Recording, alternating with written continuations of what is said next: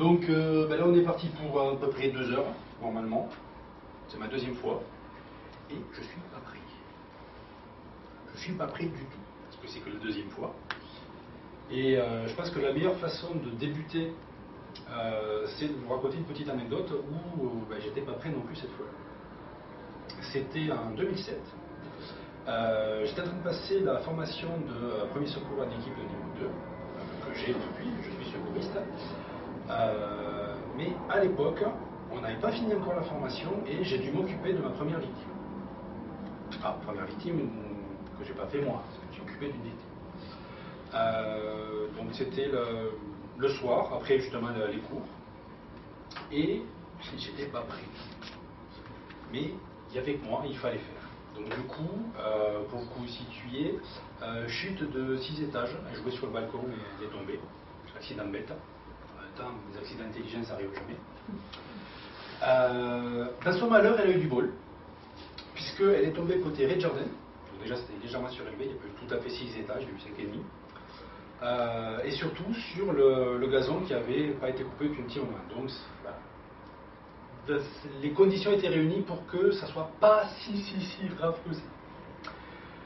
Donc j'aborde la victime, je vérifie qu'il n'y a pas de perte de connaissance initiale, qu'il n'y a pas rien cassé, voilà, la douleur. Voilà. Je commence à faire mon premier bilan, à commencer ma prise en charge de cette victime. Très rapidement, je constate qu'il faut demander des secours avec matériel équipé.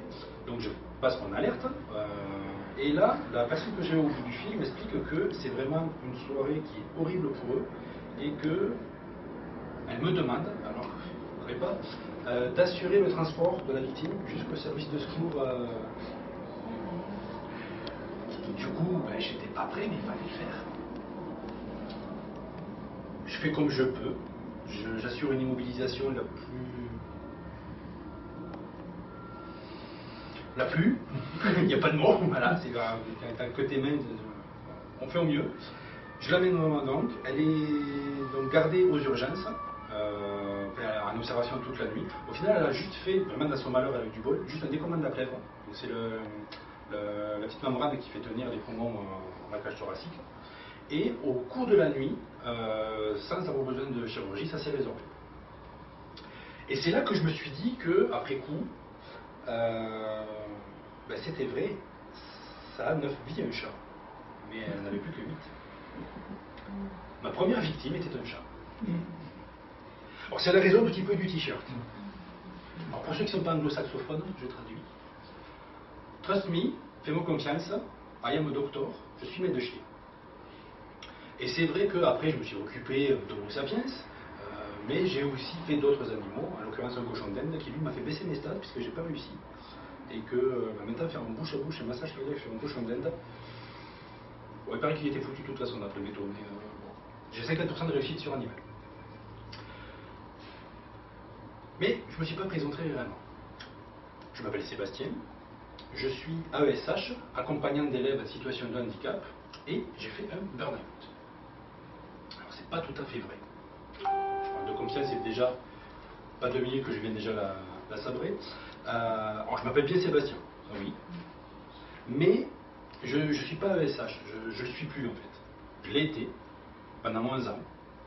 11 ans à accompagner des enfants en situation de handicap à l'école pour leur permettre, malgré leur handicap, de profiter au maximum des apprentissages. 11 ans à accompagner des collègues aussi, qui, comme moi au début, ont été bombardés sans formation, sans information sur le terrain. 11 ans à être avec les syndicats pour essayer de défendre ce métier. 11 ans à subir une sorte de culpabilisation de la part justement des autorités et de nos chefs qui n'étaient pas trop d'accord pour qu'on essaie de faire en sorte que ce métier se fasse. Ce métier. Parce qu'on peut vraiment parler de métier, même encore maintenant. Ce job, cette fonction, c'est parce que c'est pas fait encore. Vous allez voir dans la conf qu'il y a eu des évolutions, pas toutes dans le bon sens, et puis on ne peut pas vraiment encore parler de métier. 11 ans à subir donc cette pression hiérarchique, mais aussi des fois la pression sur le terrain, avec malheureusement des fois des collègues qui ne sont pas forcément dans la bienveillance, des fois les parents, aussi, qui, alors je ne leur jette pas la pierre, mais il y en a certains qui vont avoir tendance à penser que la meilleure façon d'aider leur enfant, c'est de nous mettre nous la tête sous l'eau et mettre l'enfant. Ça marche pas bien. Ça marche un temps, mais au bout d'un moment, quand nous on est en train de se noyer, l'enfant il coule avec nous. Alors ça serait mieux de faire en sorte que justement on soit bien équipé pour pouvoir surnager avec lui et pour pouvoir justement l'accompagner plus longtemps. Heureusement, il y a beaucoup de parents quand même qui sont très, très présents avec nous et qui sont aussi très compréhensifs et qui nous aident à mieux accompagner leurs enfants. Mais voilà, ces petites choses, ces petits riens qui viennent petit à petit se rajouter, sont venus grignoter. Et au bout de 11 ans, je suis arrivé donc à faire un burn-out. Et c'est là la deuxième chose qui n'est pas vraie. Je n'ai pas fait un burn-out. On ne fait pas un burn-out. On subit un burn-out. C'est un accident de travail. On ne dit pas j'ai fait un accident. On dit j'ai eu un accident. Quand on grille une priorité à droite sur la route, il ne faut pas le faire. À les urnes, oui, mais sur la route, il ne faut pas le faire. Pas de bol, il y a quelqu'un qui est arrivé par là, voilà, on a eu un accident. Et cette idée-là, elle est importante. Et justement, nous le verrons dans la conférence après. Et donc, il me fallait un os à ronger. Et suite à ça, donc pendant plusieurs mois, je me suis cherché un petit peu jusqu'à arriver à faire cette conférence gesticulée que je vous propose ce soir. Ça vous va? Allez, et du coup on est parti. Ça c'était l'introduction. Alors pour commencer cette conférence, je vous propose de commencer par voir la définition de qu'est-ce que c'est finalement que le handicap. Le handicap, le mot handicap à la base, ça vient de Grande-Bretagne. C'est encore une fois pour les anglo-saxophones, hand in cap. La main dans le chapeau. À la toute base, le handicap c'est un jeu que pratiquaient certains bourgeois du Royaume-Uni, où ils venaient chacun mettre dans un chapeau une dotation, un lot, quelque chose, qui allait être après tiré au sort à chacun derrière. Il y avait un arbitre qui était censé voir que les lots étaient à peu près équivalents, une égalité des chances pour chacun. Et c'est donc venu de là aussi l'idée des fois d'avoir une mauvaise main. Quand on arrive, on a mis un lot qui est plus important, mais on repart avec un lot de moindre valeur, on a une mauvaise main. L'idée vient de là aussi, c'est pas que les jeux de cartes. Plus tard, cette notion de handicap, le terme est resté, en se perdant complètement, dans le sport hippique. Donc c'est quand on a un cheval et son jockey qui sont particulièrement beaux, mais le jockey est particulièrement léger, on vient rajouter un poids sur l'animal pour essayer justement, encore une fois, d'équilibrer les chances de chacun des participants.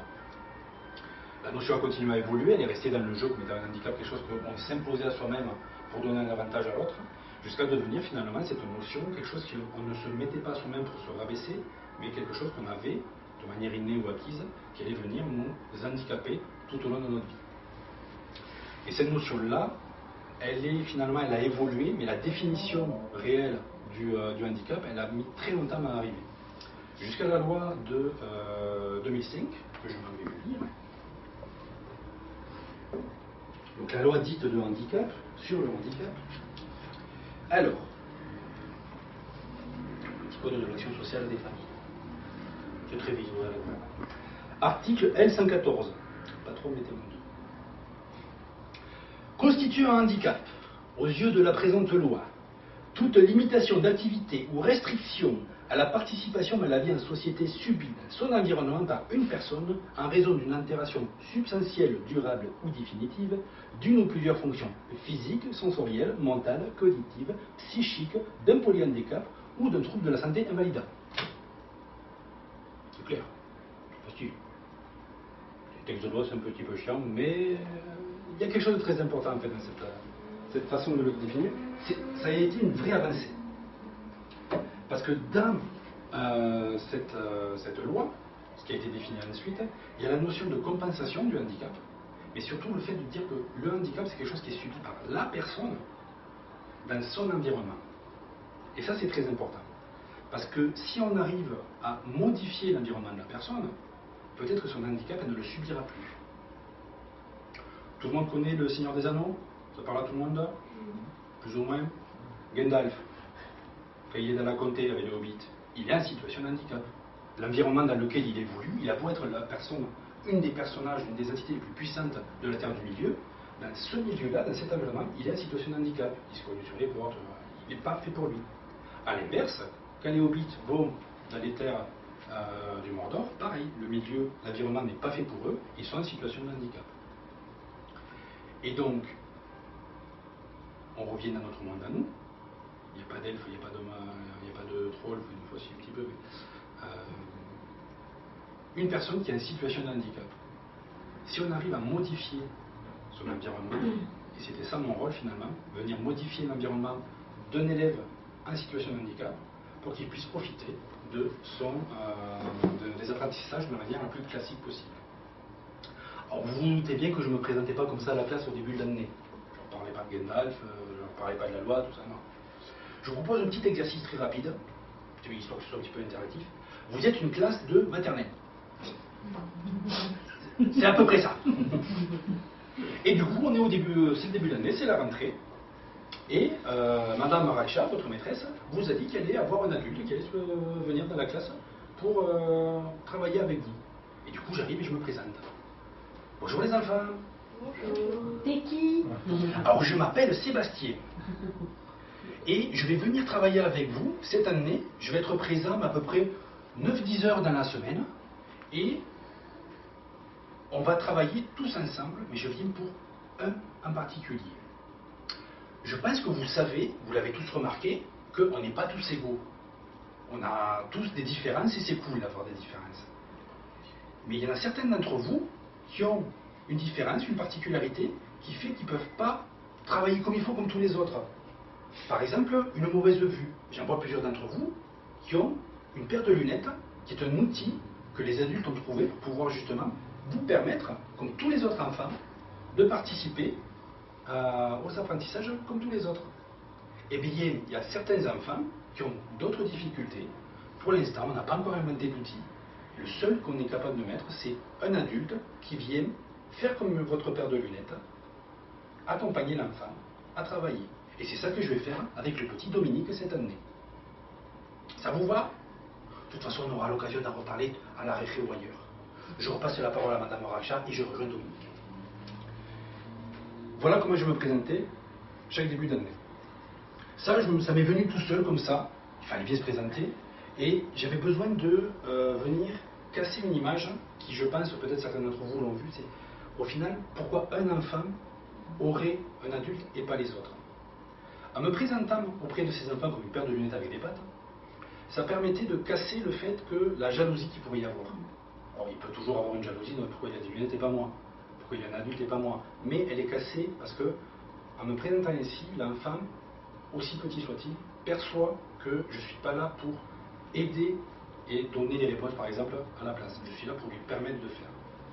Et cette idée-là, elle était importante.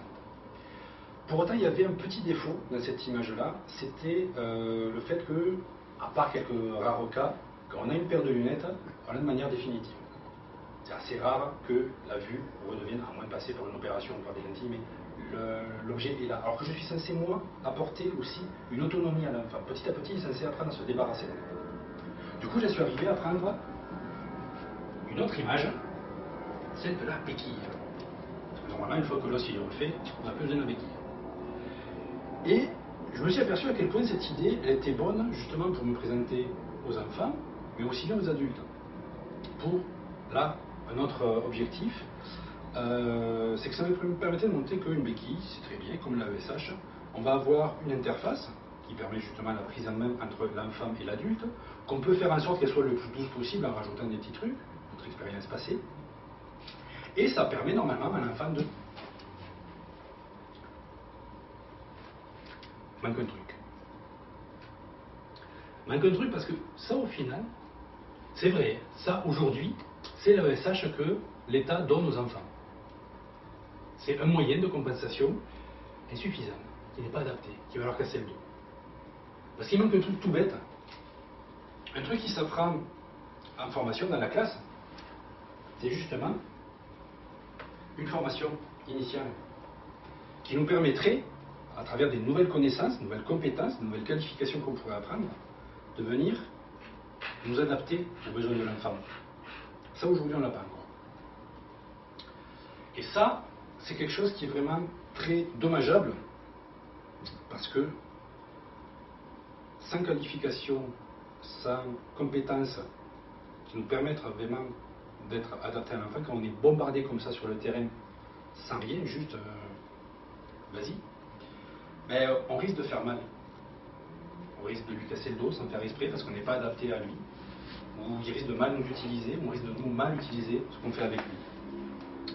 Donc ça fait partie des choses qu'on essaie de revendiquer avec les collègues et les syndicats. C'est déjà au moins cette formation initiale qui nous permettrait de pouvoir nous adapter à l'enfant. Pour autant, ça ne suffirait pas. Il va manquer un tout petit truc, quelque chose qui permettrait justement à nous, en tant qu'AESH complet, de nous tenir, un truc tout petit, vous allez voir, un SMIC anti, qui nous permettrait de pouvoir payer nos factures, s'occuper de notre propre vie, de nos enfants, si on en a, et qui fait qu'on peut s'appuyer sur nous, on se tient. Au jour d'aujourd'hui, l'immense majorité des collègues AESH font avec 730 € par mois pour être présent auprès de l'enfant du lundi matin au vendredi soir, sur l'ensemble de son temps scolaire. Sur son temps plein à lui, on considère que l'AESH ne fait que 60% d'un temps plein.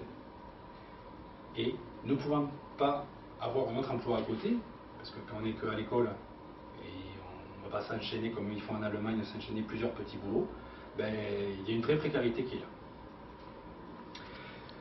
C'est ça qui me permettait justement de présenter aux adultes, comme je viens de vous le faire, la réalité des AESH aujourd'hui. Une réalité qui n'est pas franchement enviable, mais qui n'est pas perdue pour autant. Il faut juste continuer à travailler sur les revendications et à les obtenir. Façon de présenter, que ce soit une paire de lunettes avec des pattes, une béquille, je présente aux personnes que, en tant qu'AESH, je suis un outil. Et c'est pas super valorisant. J'aime bien du coup plutôt l'idée de dire que je suis quand même un individu avec mon caractère, que je suis adapté à accompagner l'enfant, et je suis un chien guide d'aveugle. Parce que j'aime bien les toutous. Moi j'aime bien les toutous. Les toutous d'ailleurs. Petite parenthèse animalière. À votre avis, le chien, il accompagne l'humain depuis combien de temps? Pour vous donner un ordre d'idée, on va faire des enchères inversées. Les pyramides de Gizeh, c'était il y a 4500 ans. À peu près au même moment où les derniers mammouths ont disparu. Ça, normalement, ça fait un petit peu... Les derniers mammouths ont disparu en même temps que les premières pyramides étaient construites. Ils sont contemporains. Ils n'étaient pas pareils, il n'y avait pas de mammouths en Égypte. Les mammouths, ils étaient dans les grandes îles de Sibérie. Mais c'est au même moment. Donc, 4500 ans, à votre avis. Plus vieux, moins vieux? Plus vieux. Plus vieux. Combien? 6 000? C'est plus. 9 000. 9 000, c'est plus. 15 000. 15 000, c'est plus. 25. C'est plus. Qui dit mieux? Qui dit mieux que 25? La domestication du loup. C'est quoi la différence entre un chien et un loup? Plus de croisements. Le chien ne bouffe pas le Contrôlé. Ben si, ça peut.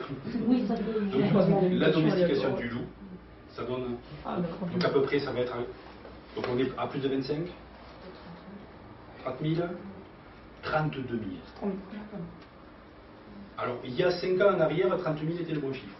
Mais depuis, on a fait des nouvelles découvertes archéologiques et on a trouvé dans des tombes des chefs de tribu qui étaient enterrés avec leur chien, enfin leur loup, puisqu'à l'époque c'était un loup. Donc, c'est un animal qui nous accompagne depuis super longtemps. Puisque la domestication du reste des animaux ou même l'agriculture, on est sur du il y a 9 000, 10 000 ans. Donc 3 fois ça, le chien était déjà avec nous, le loup à l'époque. Parce qu'au final, la question peut se poser, c'est quoi la différence entre un chien et un loup? Thibault l'a dit, c'est une question de croisement, c'est une question de sélection, mais à la base, même encore aujourd'hui, c'est le même animal. Le loup, Canis lupus, de son nom scientifique, le chien, Canis lupus familiaris. C'est une sous-espèce, ce sont des races qu'on a prises avec nous, par sélection petit à petit, mais biologiquement parlant, c'est la même espèce. Un chien et un loup qui auraient des rapports auraient une descendance viable. C'est la même bestiole. On peut se dire que le loup et un teckel, il risque d'avoir quelque chose qui va se passer autre que sexuel entre les deux, mais voilà. Parce que le teckel est très méchant pour attaquer le loup, c'est bien connu. Mais c'est la même bestiole, ça n'a pas la même forme, même tous les chiens en plus sont reconnus pour avoir un petit muscle que les loups n'ont pas au niveau de l'arcade sourcilière. Ils ont tous, alors ça a été sélectionné, un muscle complet qui leur permet de soulever la paupière et du coup d'avoir ce petit air mignon qu'ont les chiens. Ben, le premier loup qui a eu ce petit air mignon, les humains disent oh, ils l'ont gardé, ils l'ont permis de faire des petits et ça a été conservé. Le loup ne l'a pas. Et du coup, biologiquement, si c'est la même bestiole, on voit bien que ce n'est pas le même comportement aussi. Et donc il y a des scientifiques, en 2003, de l'université de Budapest, qui se sont posé la question, socialement, qu'est-ce qui va différencier le loup d'un chien? Ils ont fait une expérience toute simple. Ils ont pris 2 seaux, dans lesquels ils avaient mis dans l'un des deux une boulette de viande. Ils n'ont pas montré à l'animal, ils ont mangé. Ils ont mis de chaque côté. Et donc, l'animal était censé trouver dans lequel des deux était la boulette de viande. Sauf qu'ils y ont donné un indice complètement pété. Il y avait un expérimentateur au milieu.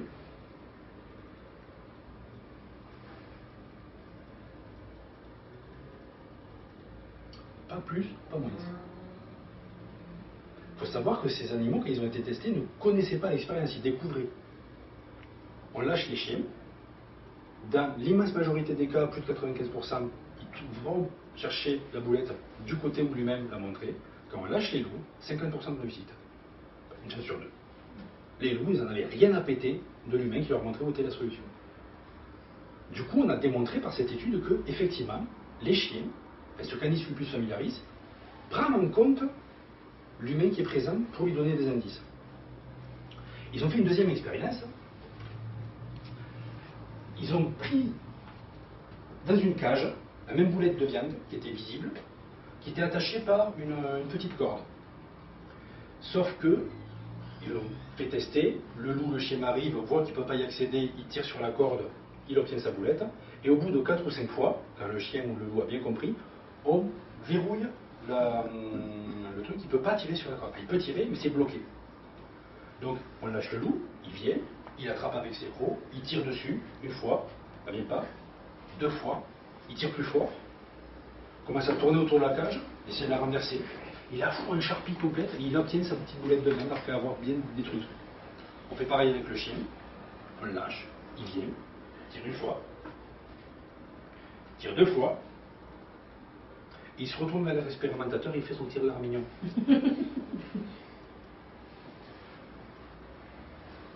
Le chien est capable de prendre en considération des infos qu'il n'a pas apprises de l'homme, mais il est capable de les interpréter.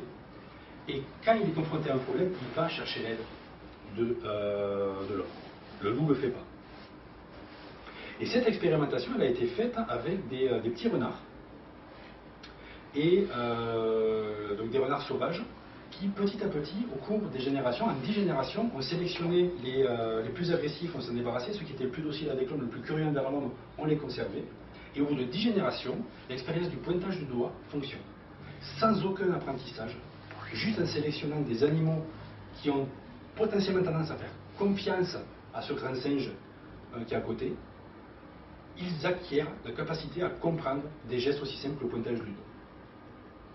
Et du coup, les scientifiques ont émis une hypothèse à ce moment-là, ils se sont dit, mais au final, est-ce que le premier animal que l'homme a domestiqué, est-ce que ça ne serait pas l'homme lui-même? Parce qu'effectivement, depuis l'Antiquité, depuis la préhistoire, en sélectionnant les personnes qui sont le plus agressives, en les sortant de la société, les personnes le plus dociles, le plus à même à essayer de rester avec nous, est-ce que cette société, on l'a créée volontairement ou est-ce qu'on s'est auto-domestiqué au fur et à mesure? Et la même question se pose par rapport au handicap. Au tout début, les personnes qui étaient en situation de handicap, elles étaient vues comme possédées par le démon, trop différentes, donc on les excluait.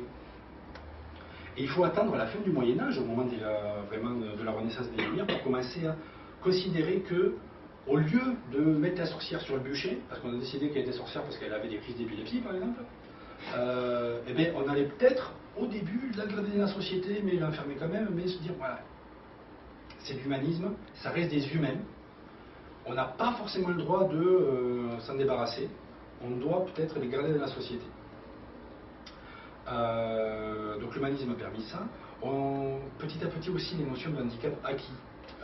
Là, je vais vous parler d'un cas d'une loi qui est de 1898, c'était le 9 avril si je me souviens bien. Et les députés de l'Assemblée nationale française de l'époque, l'équivalent, décident, votent une loi, après moult de discussions, disant que les travailleurs qui, au cours de leur travail, ont subi un accident et se retrouvent dans l'incapacité d'exercer leur métier. Parce que amputation, parce que le bras est resté dans la machine, par exemple. Eh bien, la société leur doit une rente à vie. Insuffisante, voilà, mais il y a déjà cette idée-là qu'on va accompagner, on garde dans la société les membres qui sont malades. Et quelque part, c'est les prémices de la Sécu. Donc ça, c'est 1898. On arrive ensuite avec les lois, les fameuses associations de loi 1901. Donc à partir de 1901, des associations qui se regroupent, souvent de proches de la famille, d'amis, qui vont accompagner les personnes qui sont en situation de handicap pour justement faire en sorte qu'ils soient quand même citoyens. Donc ça prend tout le siècle. On a dans les années, je crois en 1933, l'APF, l'Association des paralysés de France, qui s'occupe principalement des personnes qui sont avec des déficits moteurs, acquis ou innés. Après-guerre, bien après-guerre même, dans les 1960, l'UNAPI, qui est une fédération de plusieurs associations, donc c'est Union nationale des amis et proches d'enfants inadaptés. Alors depuis, ils ont repris le terme parce qu'ils se sont dit qu'inadapté, ça passait pas, mais ils ont quand même gardé le sigle, et c'était tous les handicaps qui étaient plus sensoriels ou cognitifs et psychiques. Et l'idée, c'était voilà, de venir, par un processus de lobbying, faire pression sur les lois pour que petit à petit, ces individus qui étaient rejetés de la société civile, mais pas forcément par les gens, les individus de la société, mais que les lois viennent les protéger pour conserver justement leur droit à la citoyenneté classique.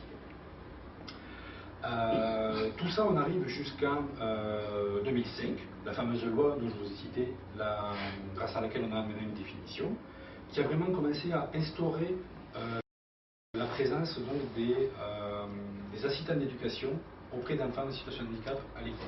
Ça existait un petit peu avant, mais là, à partir de là, c'est la loi qui pose, donc c'est l'État qui s'en occupe. Du coup, les associations se disent, ah c'est bon, l'État se prend enfin ses responsabilités, je peux m'en laver les mains, et on laisse un petit peu le bébé. Si on avait un gouvernement compétent, peut-être que ça aurait été la bonne chose à faire et on aurait effectivement une bonne inclusion. On est en 2019, ce n'est pas encore le cas, donc c'est la preuve que l'État prend son temps. Mais à partir de là, voilà, en 2005, la loi est posée, le droit et le devoir de l'État de compenser le handicap pour permettre à chacun de pouvoir exercer leur pleine citoyenneté est inscrit dans la loi, donc des outils doivent être apportés à ces personnes-là. Et c'est comme ça que j'arrive, moi, en 2008, à l'école, bombardé sur le terrain, avec une petite Dominique. Alors vous constaterez que je l'appelle tous les enfants Dominique. Et cette année, ma petite Dominique, elle a une particularité. Elle a en fait un trouble de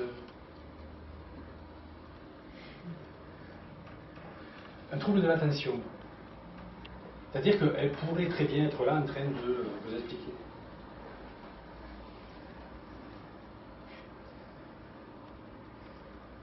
Ouh, j'étais dans la lune.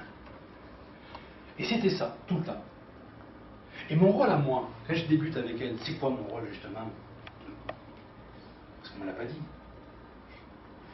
Est-ce que c'est d'être des œillères que je pose et que je fais, les chiffres, 3, 4, c'est bien. Et, pas dépasser. Bien. Et, est-ce que c'est ça mon rôle avec elle? Alors si j'en croyais à la maîtresse, oui. La maîtresse voulait que je fasse en sorte qu'elle reste élève en permanence. Que je sois là pour la mettre sur les rails et que dès qu'elle en sortait, ben, il fallait que je la remette sur les rails. Alors c'est vrai, c'était ça qu'il fallait que je fasse. Il fallait que je l'accompagne à pouvoir réussir à rester sur ses rails. Sauf que, et elle le disait elle-même, par moments, elle était dans la lune. Oh, j'étais dans la lune. Et elle se remettait au travail d'elle-même. Donc moi, j'ai considéré à ce moment-là que mon travail, c'était pas, dès qu'elle papillonnait, de venir faire sergent instructeur et la remettre sur les rails, c'est de la laisser justement papillonner un petit peu. Et si vraiment elle n'arrivait pas à se remettre d'elle-même sur les rails, là oui, la ramener doucement. Et cette notion justement de comment faire, comment être dans la nuance par rapport à ça, moi, je l'ai pris comme ça sur le terrain, parce que ça me semblait être la bonne façon de faire. L'autre question qui se pose aussi, c'est quelle est ma place auprès d'elle? Est-ce que je dois être à côté? Est-ce que je dois être en face, au risque de l'empêcher de voir le tableau? Est-ce que je dois être derrière? Est-ce que je suis obligé d'être auprès d'elle en permanence? Est-ce que je peux pas me permettre d'être un petit peu éloigné et de ne revenir vers elle que quand elle a besoin? Ma place, vraiment, je ne savais pas laquelle était. Donc, comment prendre sa place, comment rester à sa place quand on ne la connaît pas? Heureusement, quand on est, donc là on arrive en 2014, il y a la loi qui vient se remettre et des circulaires qui viennent donner un petit peu notre cadre de fonction. Donc notre place, elle vient être définie. Et heureusement qu'elle est définie parce que déjà à ce moment-là, sur le terrain, des fois, on était utilisé pour faire d'autres choses que les missions qui étaient censées être les nôtres. Donc il y avait déjà des petites frictions qui se faisaient, heureusement pas toujours. Je peux le dire, j'ai été très chanceux avec les collègues directeurs, directrices avec qui j'ai été. En général, ça s'est toujours très bien passé et je n'ai jamais été réellement par eux exploité. J'ai des collègues qui l'ont été par eux. Tout ça pour dire que voilà, en 2014, la loi vient restructurer un petit peu et on a les circulaires de donc, mai 2014 et juillet 2017 qui viennent vraiment poser notre cadre et nous dire quel est notre métier. Aujourd'hui encore, il y a des collègues qui sont pourtant embauchés depuis, qui ne sont pas au courant de ces circulaires et qui sur le terrain, sans être informés, peuvent se faire balader et c'est aussi un problème. Et on en arrive en 2019, cette année, où notre bon ministre de l'Éducation nationale nous a pondu une loi sur la confiance. Je ne sais pas si vous en avez tous entendu parler. C'est, à cette rentrée 2019, la nouvelle loi de l'Éducation nationale où il est question aussi d'inclusion scolaire et où, sincèrement, le mot il est joli.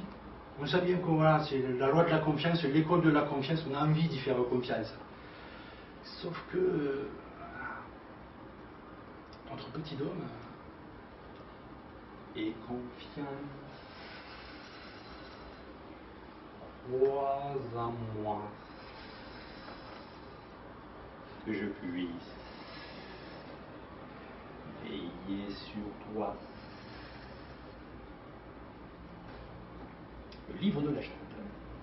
Car le boa constrictor, qui cherche, après avoir dit qu'il voulait faire à obtenir notre confiance, finalement à nous broyer pour nous manger. Et c'est un petit peu ça. Restons avec le livre de la jungle. Je vous propose de passer justement dans la jungle du Costa Rica.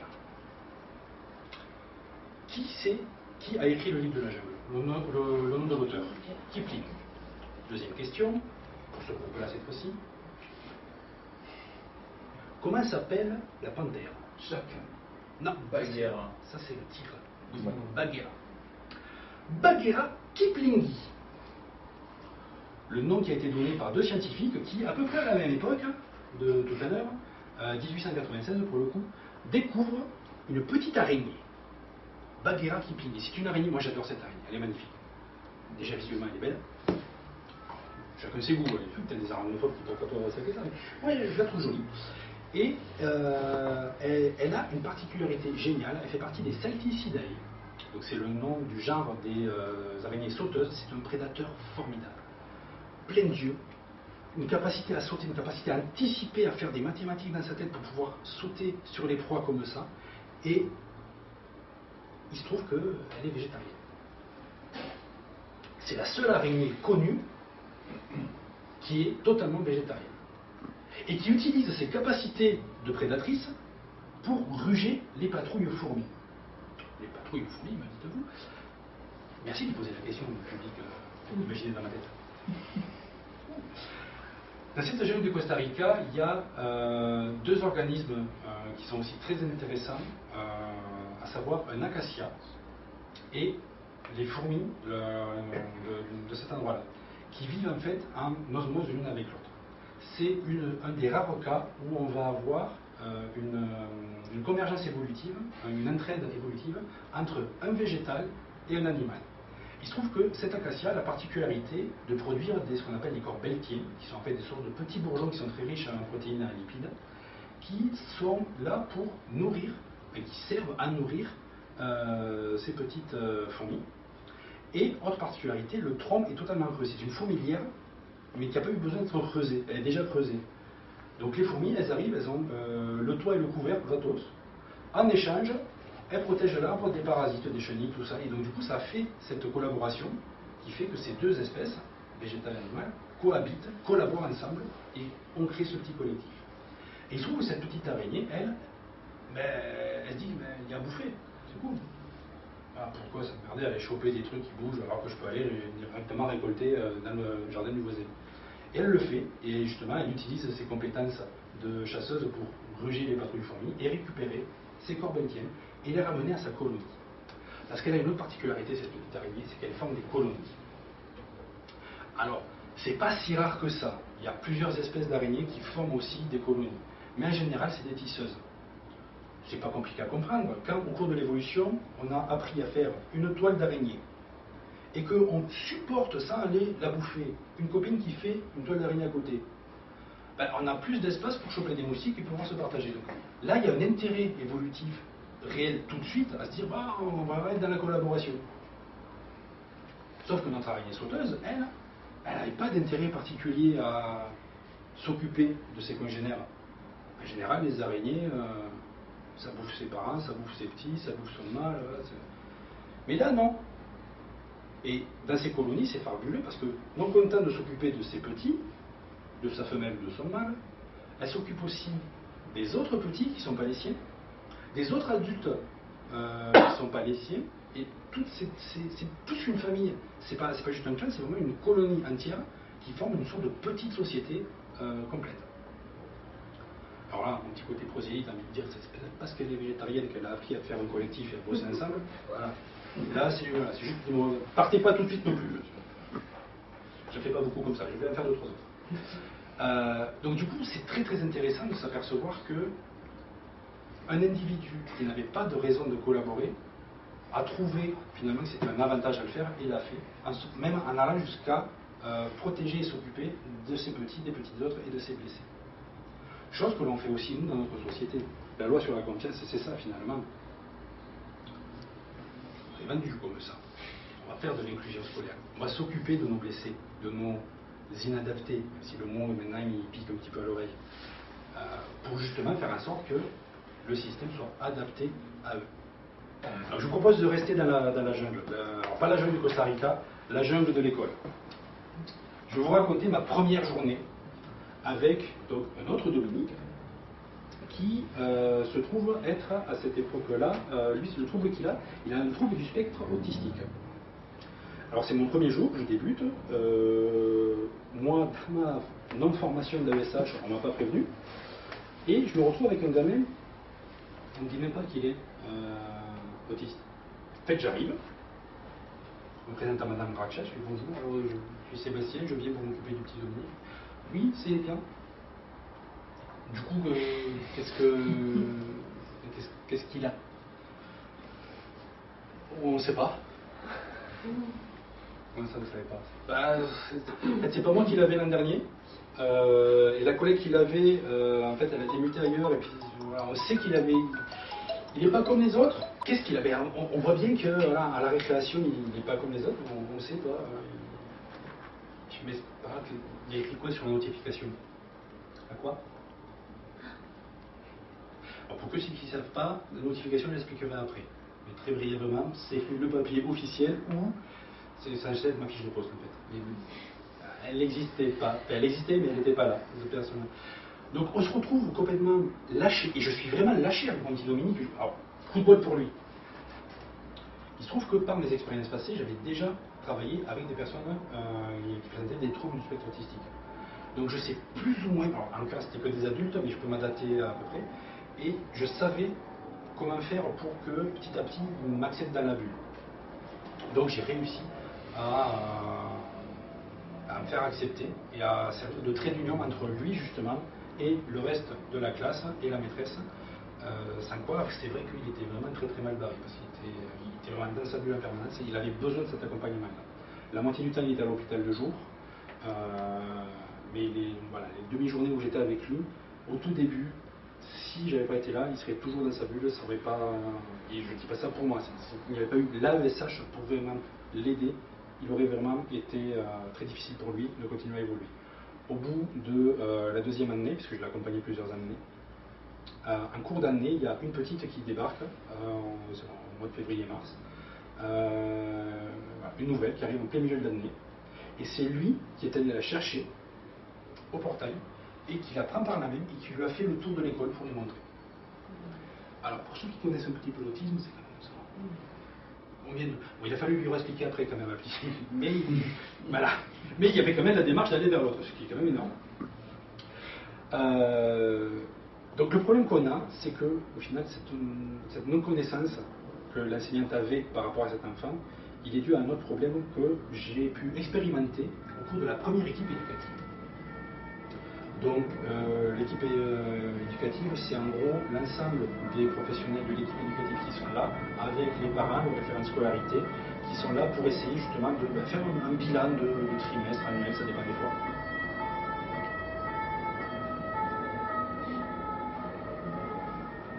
Parce que sinon ça peut être trop dur. Et au cours de cette équipe, à un moment donné, je ne sais plus pourquoi, je ne sais plus ce que je dis exactement, mais je dis que dans le cas d'un enfant qui est autiste, il faut, je ne me souviens plus du tout ce que je dis. Et là, le père me regarde avec des yeux, comment ça? Comment vous savez qu'il est autiste? Alors avant de vous répondre, j'ai une autre question. Si vous le savez, pourquoi vous ne l'aurez pas dit? Parce qu'en fait, le médecin nous a dit qu'il ne fallait surtout pas dire à l'école ce qu'il avait. C'est con parce que ça peut aider quand même. Alors, quand on réfléchit, on comprend le pourquoi qu'il y a derrière, parce qu'il n'est pas si bête que ça, cette idée-là. La peur légitime qu'avait le toubib à ce moment-là, et qu'il a transmis aux parents, c'est le fait que si d'aventure, il tombe à l'école sur une équipe qui est peut-être très bonne en tant qu'enseignant, mais qui humainement n'est pas forcément d'équerre, parce que malheureusement il y en a, ce gamin va se retrouver, ce petit Dominique, avec juste l'étiquette autiste dessus, et relégué au fond de la classe en entre tout. C'est malheureux, mais ça arrive. Heureusement peu, mais ça arrive. Du coup, pour protéger ça, c'est pas si con de dire, bah, lui, dis-lui, passe. Sauf que là, nous, dans l'équipe qu'on était, on avait besoin de cette info. Il se trouve que comme j'avais déjà travaillé avec des personnes autistes, j'avais repéré les éléments et du coup, on avait pu commencer à travailler intelligemment pour lui. Mais c'est un coup de bol. Ça veut dire que j'aurais pas eu cette expérience, moi, avec des adultes handicapés 5 ans plus tôt, je l'aurais peut-être pas vu. Et je me suis retrouvé complètement perdu. Alors, heureusement, c'est plus trop le cas. Ça arrive encore que des fois, les gamins, on n'ait pas forcément de notification. Et pour les notifications, je vous explique comment ça marche. Le système du handicap en France. Vous allez avoir la MDPH, Maison départementale des personnes handicapées. Elle, son rôle, c'est un petit peu, c'est le chien, qui va, à partir d'un diagnostic, poser une prescription et dire, voilà, tel enfant, tel adulte, telle personne en situation de handicap, constatant cet handicap par rapport à la loi de 2005, elle a droit à une compensation, on va lui donner la possibilité d'avoir les places handicapées, d'avoir un bip pour permettre que les passages piétons soient audibles parce qu'elle n'a pas la vue, d'avoir à l'école un ordinateur, d'avoir un tiers-temps en plus, d'avoir une paire de lunettes avec des pattes. C'est un constat, il a besoin. C'est le médecin, il donne sa prescription, il a posé son diagnostic, il est tel enfant, 15 heures d'AESH. On arrive à la pharmacie. La pharmacie, c'est le rectorat. Donc, elle voit arriver la prescription du médecin, et elle va délivrer en fonction des stocks qu'elle a. Donc, elle voit écrit 15 heures d'AESH, elle fait OK, voici 12 heures d'AESH, bonne journée. Elle arrive sur le terrain. Déjà, il y a un problème, on est d'accord. Hein. Sur le terrain, alors, je ne vais pas vous dire comment c'était avant, parce que ça a changé un petit peu. On arrive sur les PIAL, pôle inclusif d'accompagnement localisé. Moi, j'appelle ça le pilulier. Un médecin, la pharmacie, on a le pilulier. Arrivé dans un PIAL, dans un établissement qui fonctionne en PIAL, la boîte de médicaments insuffisante de 12 heures qu'il y a là, on va venir et puis on va les égrener dans le pilulier. Et au lieu d'accompagner l'enfant comme il est prévu à la base, on va faire de la mutualisation. Et on va distribuer à plusieurs gamins qui sont censés avoir besoin, mais peut-être pas sûrs. Alors, si on en croit la loi, non, c'est forcément qu'il y a eu la prescription. Mais sur le terrain, on constate que des gamins qui sont juste un petit peu borderline se retrouvent à être accompagnés alors qu'ils ne devraient pas.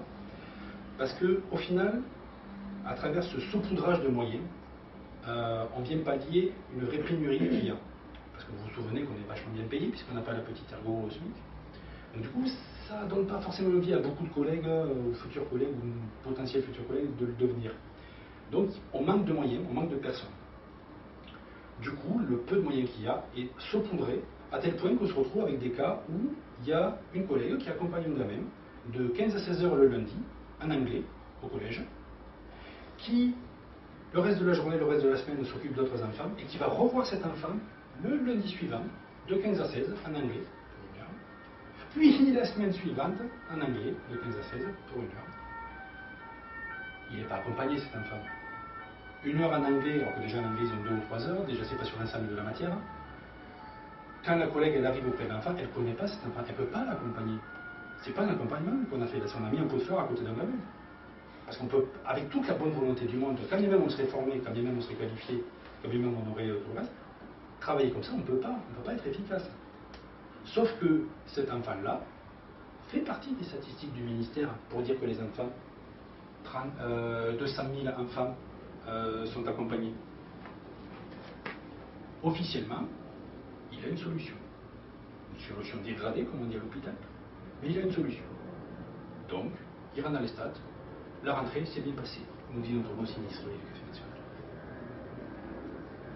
Et ça, c'est un vrai problème, parce que quand on veut bien faire son métier, nous, on se retrouve là à être finalement aussi bouffé, parce que la collègue qui se retrouve dans cet état-là, soit elle se dit, oh, c'est bon, je prends un peu de thunes qui me donnent à la fin du mois, je paye mes factures, c'est pas grave si mon boulot est mal fait. Il y en a, on va pas se mentir, il y en a. Mais c'est une extrême minorité. La grosse majorité des collègues, ils ont envie de bien faire le boulot. Moi, j'avais envie de bien faire le boulot. Et donc cette situation-là, elle ne m'allait pas. Et donc comme elle ne m'allait pas, j'ai essayé de la changer, j'ai essayé de faire en sorte de, donc à travers les luttes avec les syndicats, à travers des collectifs qui se sont montés sur les réseaux sociaux, il se retrouve que j'ai eu l'occasion d'aller défendre le métier qui est censé en faire jusqu'à Paris, à l'Assemblée nationale, dans ce qu'on a appelé la concertation pour l'école inclusive. Pour ceux qui ne voient pas, vous vous souvenez le grand débat l'an dernier? Vos foutage de gueule, se sont entraînés 2 mois avant, ils ont fait le petit débat avec nous. Il s'est chauffé. Donc là, pendant 3 mois, on a travaillé. Voilà. Alors en plus d'être au boulot, je faisais les allers-retours sur Paris. Bon, 3 réunions, c'est pas non plus la mort. Mais bon, on le fait, ça j'ai payé, heureusement que. Oui.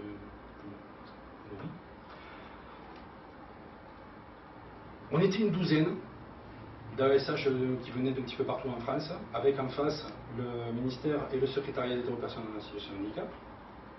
Et on nous avait vraiment vendu le fait que non, mais si on a compris, voilà, dites-nous ce que vous avez besoin, on va construire ensemble. Nous, on se doute un petit peu qu'on se fout dans notre gueule. Mais on n'espère pas trop. On se dit, on va quand même réussir à arracher des petits trucs. Donc on travaille sincèrement, on essaie de pointer du doigt ce qui ne va pas, ce qui va bien, et essayer de faire des propositions. Jusqu'au 11 février 2019, où, dans une conférence de presse à la date anniversaire de la loi de 2005, parce qu'ils aimaient bien faire des conférences de presse sur les dates anniversaires, ils ont fait pareil pour les femmes battues.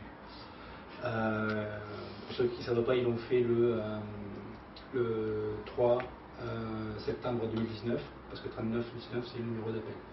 Voilà. En com, ils sont très bons. Ils sont en com, franchement, on a un gouvernement qui, en com, il est parfait. Bon. Donc, 11 février 2019, ils nous font de la com aussi. Et là, on a notre bon monsieur Blanquer qui fait un discours qui explique qu'il a entendu ce qu'il a été dit, et voici un peu, on va ressembler. Sauf que, on s'aperçoit que c'est exactement le même discours qu'il nous a répondu en octobre. Il dit qu'il nous a entendu, qu'il a écouté, mais il nous pointe le même texte. On sent le foutage de gueule. Donc, un petit mépris en plus qui est venu se rajouter. 3 mois de boulot, parce que c'était pas que pendant les réunions, hein, on faisait aussi des stats avec. On a fait des études, enfin, on a essayé de faire remonter le maximum d'infos pour essayer de construire un truc. Tout ça, ça a servi à rien. Pire, ça nous a desservi. Je ne vais pas rentrer dans le calcul, je vais juste donner le résultat, l'exemple tout bête. Jusqu'à l'an dernier, on avait, donc l'immense majorité des cas, je vais prendre des collègues qui sont à 60%.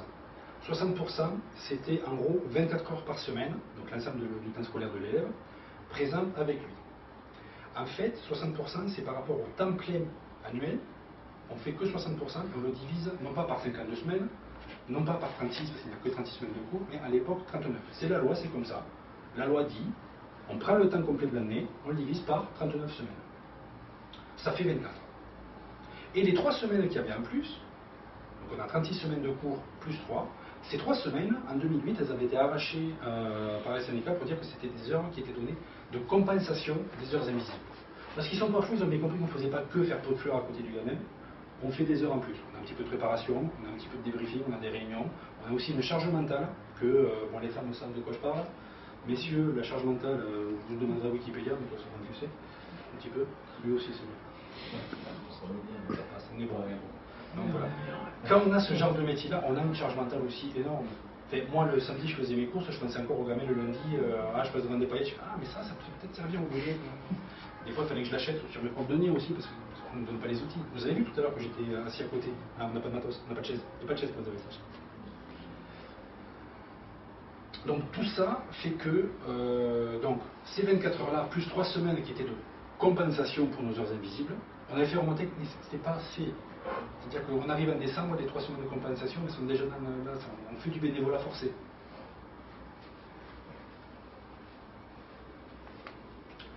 Je vous ai entendu. À partir de maintenant, à la rentrée 2019, avec la loi de la confiance, ce n'est plus 3 semaines de compensation que vous allez avoir, c'est 5. Au lieu de diviser sur 39 semaines, nous diviserons sur 41 semaines. Putain, on a réussi à gagner un truc. Ils nous ont filé 2 semaines en plus de travail visible. Elle est où l'arnaque? Alors, ces 3 semaines, c'était 3 semaines de compensation. On savait que tu fais des heures en plus, mais allez, on te file 3 semaines de thunes, ça passe. Là, les 5 semaines, c'est ce qu'on appelle un service variable. On a un service fixe sur les 36 semaines, donc on prend la même quantité horaire à l'année, on le divise par 41, ça fait plus 24, ça fait 23 heures. Cool, on a gagné 1 heure de travail moins par semaine. Pour le même salaire. Salaire de merde, mais c'est quand même déjà ça. Et on a toujours nos heures invisibles qui sont compensées à hauteur de 5 semaines. Sauf que ces 5 semaines, donc 5 fois 23 heures, c'est plus compensatoire. C'est un service variable dû. Ramené à la semaine, ça fait 3h45 par semaine, qui doivent être faites pendant les 36. On ne va pas les surveiller, mais vous les devez. Donc on est passé de 24 plus 3 semaines offertes à 23 plus 3h45 au même salaire. Je crois qu'on s'est fait douiller. Mais il y en a certains qui applaudissent. Ah mais merci monsieur le ministre, merci madame la secrétaire d'État. On a un job maintenant qui est robuste. On n'est plus précarisé. Si, toujours la même merde, clairement. Et en plus, on se fait prendre 2h45 de plus par semaine. Et on devrait dire merci. j'ai du mal. Et j'ai du mal. Et donc quand on prend conscience de ça, moi ça vient me rajouter un petit peu dessus. Voilà, c'est une petite goutte en plus qui se met.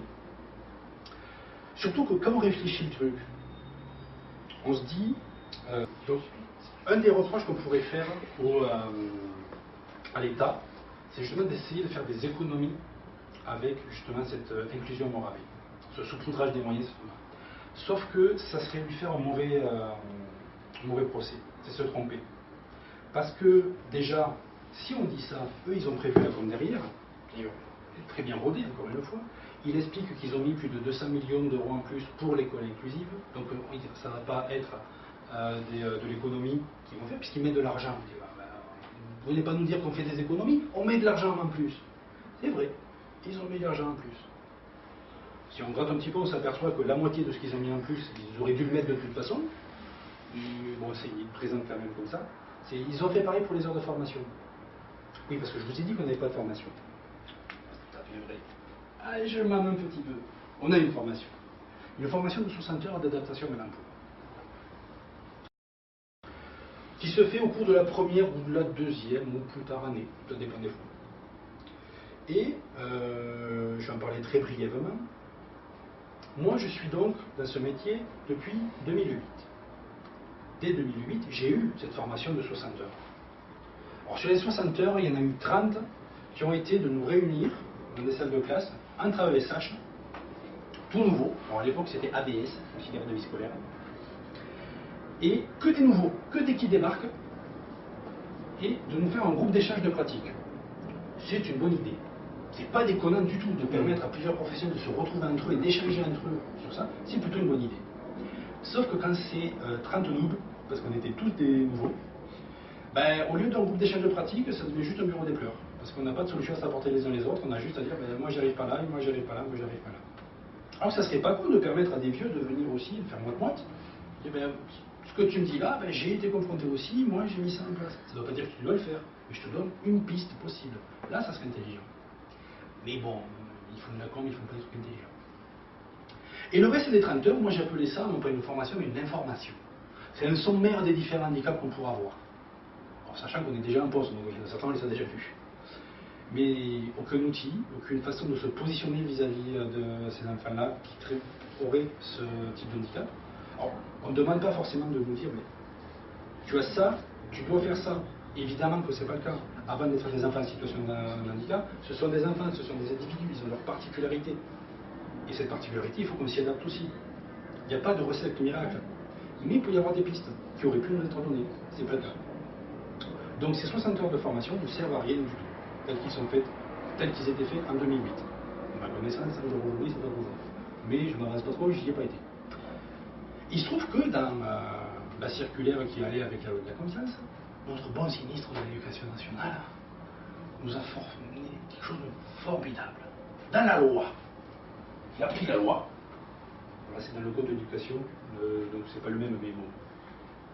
Il a ouvert à la bonne page, il a pris son stylo, il a rajouté là où il y avait écrit les AESH disposent d'une formation d'adaptation à l'emploi. Point. Il a viré le point, il a rajouté d'une 60aine d'heures. Point. Et il est venu nous dire hé, je vous ai fait une formation d'adaptation de l'emploi de 60 heures.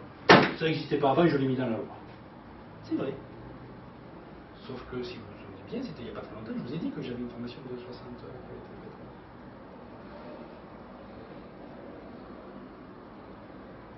En général, je ne vais pas dire blanc clair, je vais dire en marche. Ils vont vous dire le mardi, il fait beau aujourd'hui. Ouais, c'est vrai. C'est vrai. Il n'y a pas menti. Du coup, le mardi soir, il est inscrit dans la loi, il a fait beau aujourd'hui.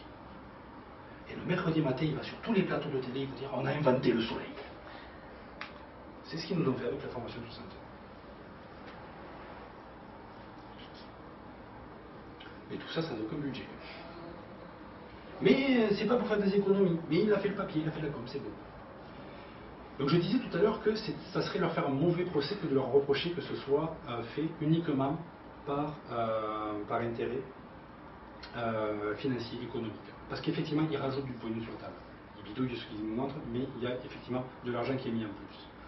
Le vrai objectif qu'il y a derrière, il est beaucoup plus sournois, il est beaucoup plus sinueux, comme notre boa constrictor qui essaie de parsemer des petits trucs. Mais ça, je vous l'expliquerai après. Avant, je vais vous parler d'une autre chose que là, moi, j'ai vécu en classe, personnellement, et qui est venue aussi rajouter un petit peu du poids sur mes épaules. C'est du mépris de classe. Alors, du mépris de classe en classe. C'est joli, c'est classe. Ça s'est présenté d'une manière très simple. Une fois, la référente de scolarité, lors d'une équipe, pour notre petit Dominique de cette année-là, ce petit Dominique-là était dyslexique. Et il se trouve que j'avais quelques idées à soumettre pour justement, par mes auto-formations que j'avais faites, puisqu'on est obligé de s'auto-former, hein. On n'est pas sur le terrain sans formation, c'est juste nous qui nous les faisons le dimanche sur notre temps de charge mentale. J'avais des idées à proposer. Et j'ai attendu l'équipe pour le proposer à l'ensemble de l'équipe, pour que ça soit validé par l'équipe, que je ne prenne pas une initiative non plus. Voilà. Et là, Monsieur Monnier, je vous demanderai de vous taire. Vous n'êtes que AVS. Sous-entendu, t'as pas de diplôme, t'es une sous-merde, tu fermes ta gueule, t'as un pot de fleurs qu'on met à côté, voilà, ça suffit, s'il te plaît. Enfin, respecte un petit peu les aînés qui ont des diplômes. Alors moi, je me souviens pas trop ce que j'ai répondu ce jour-là. Je pense qu'elle, elle s'en souvient par contre. Le fait que je m'en souvienne pas, c'est qu'en fait, c'était presque quotidien. Ce n'est qu'un exemple comme ça parmi tant d'autres. Un autre exemple que je vous donne très rapidement, c'était au collège. Et là, le principal de ce collège nous réunit, les 25, parce qu'on est sur un gros collège où il y a beaucoup d'AVSH, peut-être celui où on est le plus nombreux d'ailleurs du département. Je voudrais savoir, c'est peut-être intéressant de savoir s'il y a une particularité vraiment sur Autorie, par les piabris. Private joke. Donc on est réunis, les 25, avec la principale qui nous explique que elle a besoin de savoir où c'est qu'on est en continu. What? Pourquoi pas? Effectivement. En tant que responsable de l'établissement, c'est plus intéressant quand même que tu saches où c'est que tu as ton personnel un petit peu partout. En cas d'exercice incendie d'ailleurs. Donc ça c'est un petit peu ma faute. Je fais une parenthèse pour vous expliquer. Une seule fois, très simple. Exercice incendie. On connaît bien le nombre d'élèves qu'on a, le nombre de profs qu'on a, le nombre d'options qu'on a, le nombre de personnel technique qu'on a, le nombre d'administratifs qu'on a, mais les AESH dans la cour, on est tous là, on ne fait pas. Du coup, moi, sur le deuxième exercice de l'année, j'avais fait, je suis taqué. Du coup, j'étais sérophile, donc à la fin de la colonne d'enfants pendant qu'on est en train de sortir, et puis une fois que le dernier est sorti,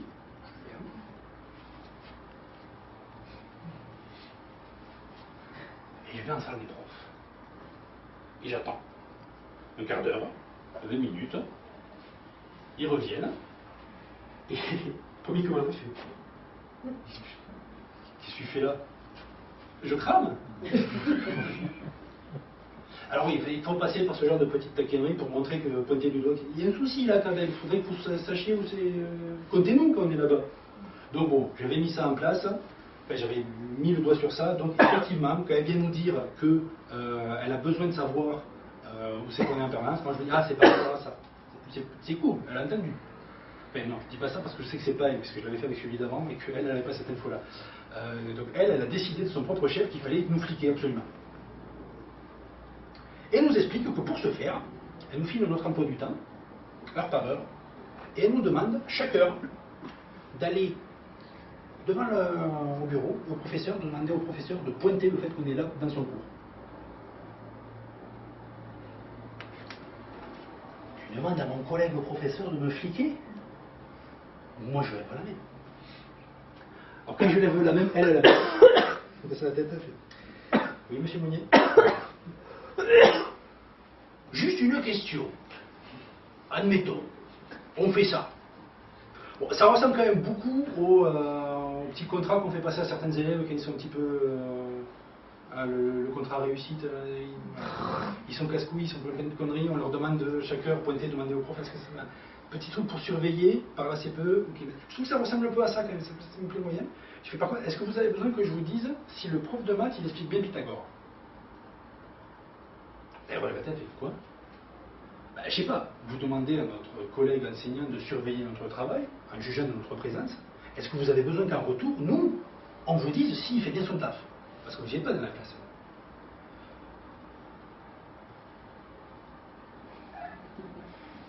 Elle répond pas parce qu'elle sent bien que c'est un petit peu bloqué le truc. Par contre, moi, quand je pointe du doigt un problème, en général, j'apporte une solution.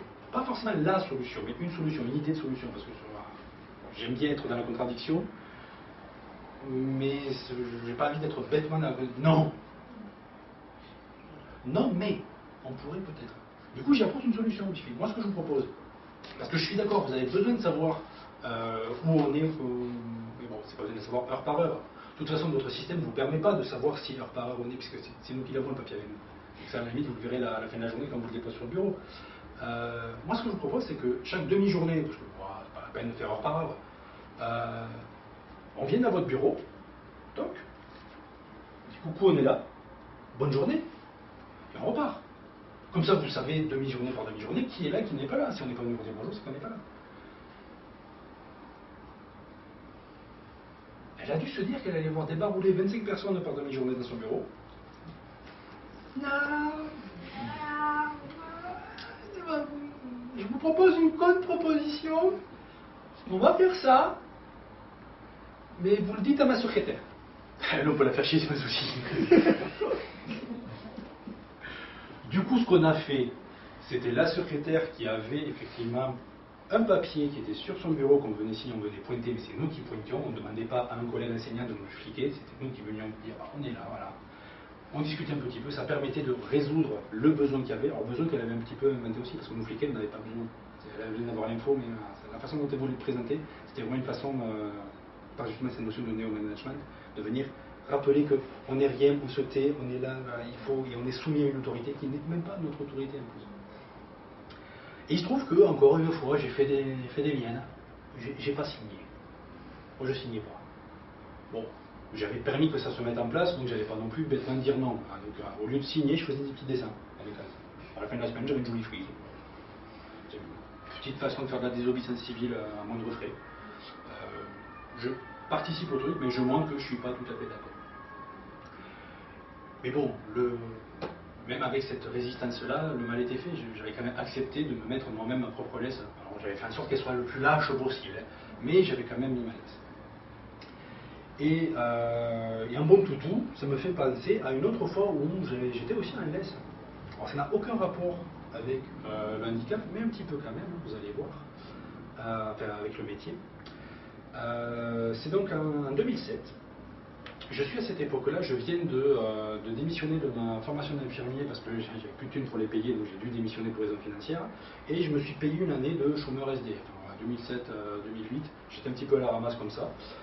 J'ai pas connu la rue, coup de bol, mais j'étais toujours en coup à gauche, en coup à droite chez des potes ou de la famille.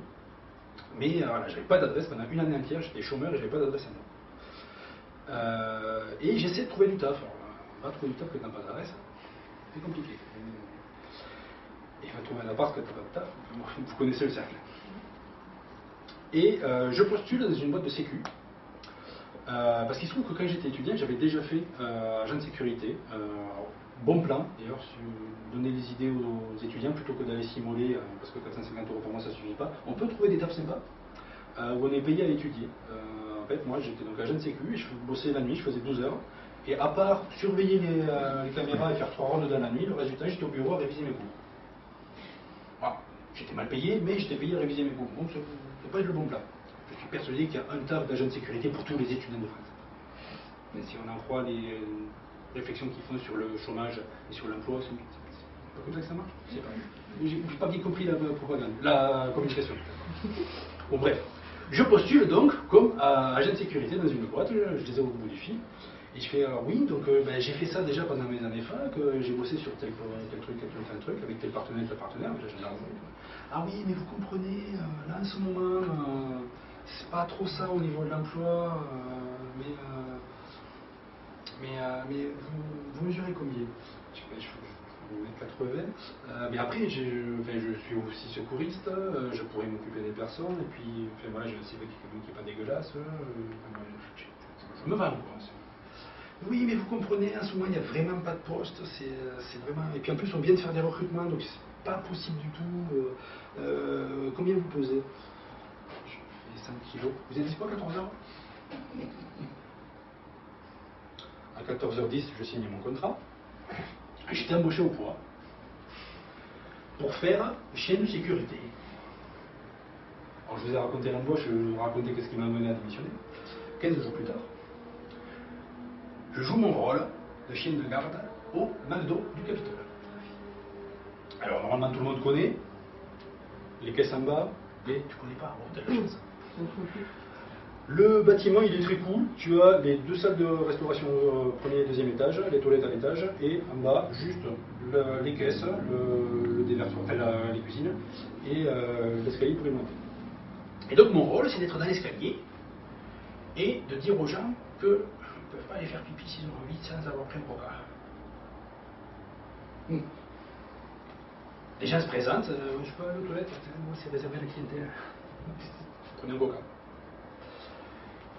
Je ne me sens pas super bien dans ce rôle-là, mais bon, je suis payé, c'est un job alimentaire, parce que non, c'est. Et arrive un jour, une personne, alors, juste pour que vous sachiez, particularité, on est à Toulouse, on est au Capitole, il y avait un petit trafic de drogue dans les toilettes, qui servait de zone de transit. Voilà, de temps en temps, quand on faisait la ronde, on trouvait de la petite farine, et je suppose que la farine, ou de l'argent. Quand c'était le cas, on appelait, les flics venaient, ils saisissaient, ils refermaient, ils repartaient, et ils ne surveillaient pas. Il y avait des gens qui venaient, qui refaisaient. Et donc là, j'ai, est-ce que vous voyez Barracuda? Pas le poisson, mais Mr. T. Voilà. Le même sans les chaînes. Et après tout le même. Il vient direct sur l'escalier. Moi je suis 2 marches au-dessus de lui, je regarde un peu droit. Bonjour. Pour aller aux toilettes. C'est réservé à la clientèle. Il insiste le coup.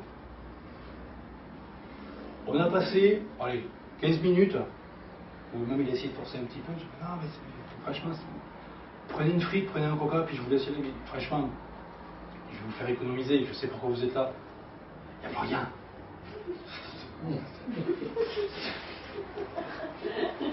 Gagne une frite, casse-toi. Il n'y a rien là.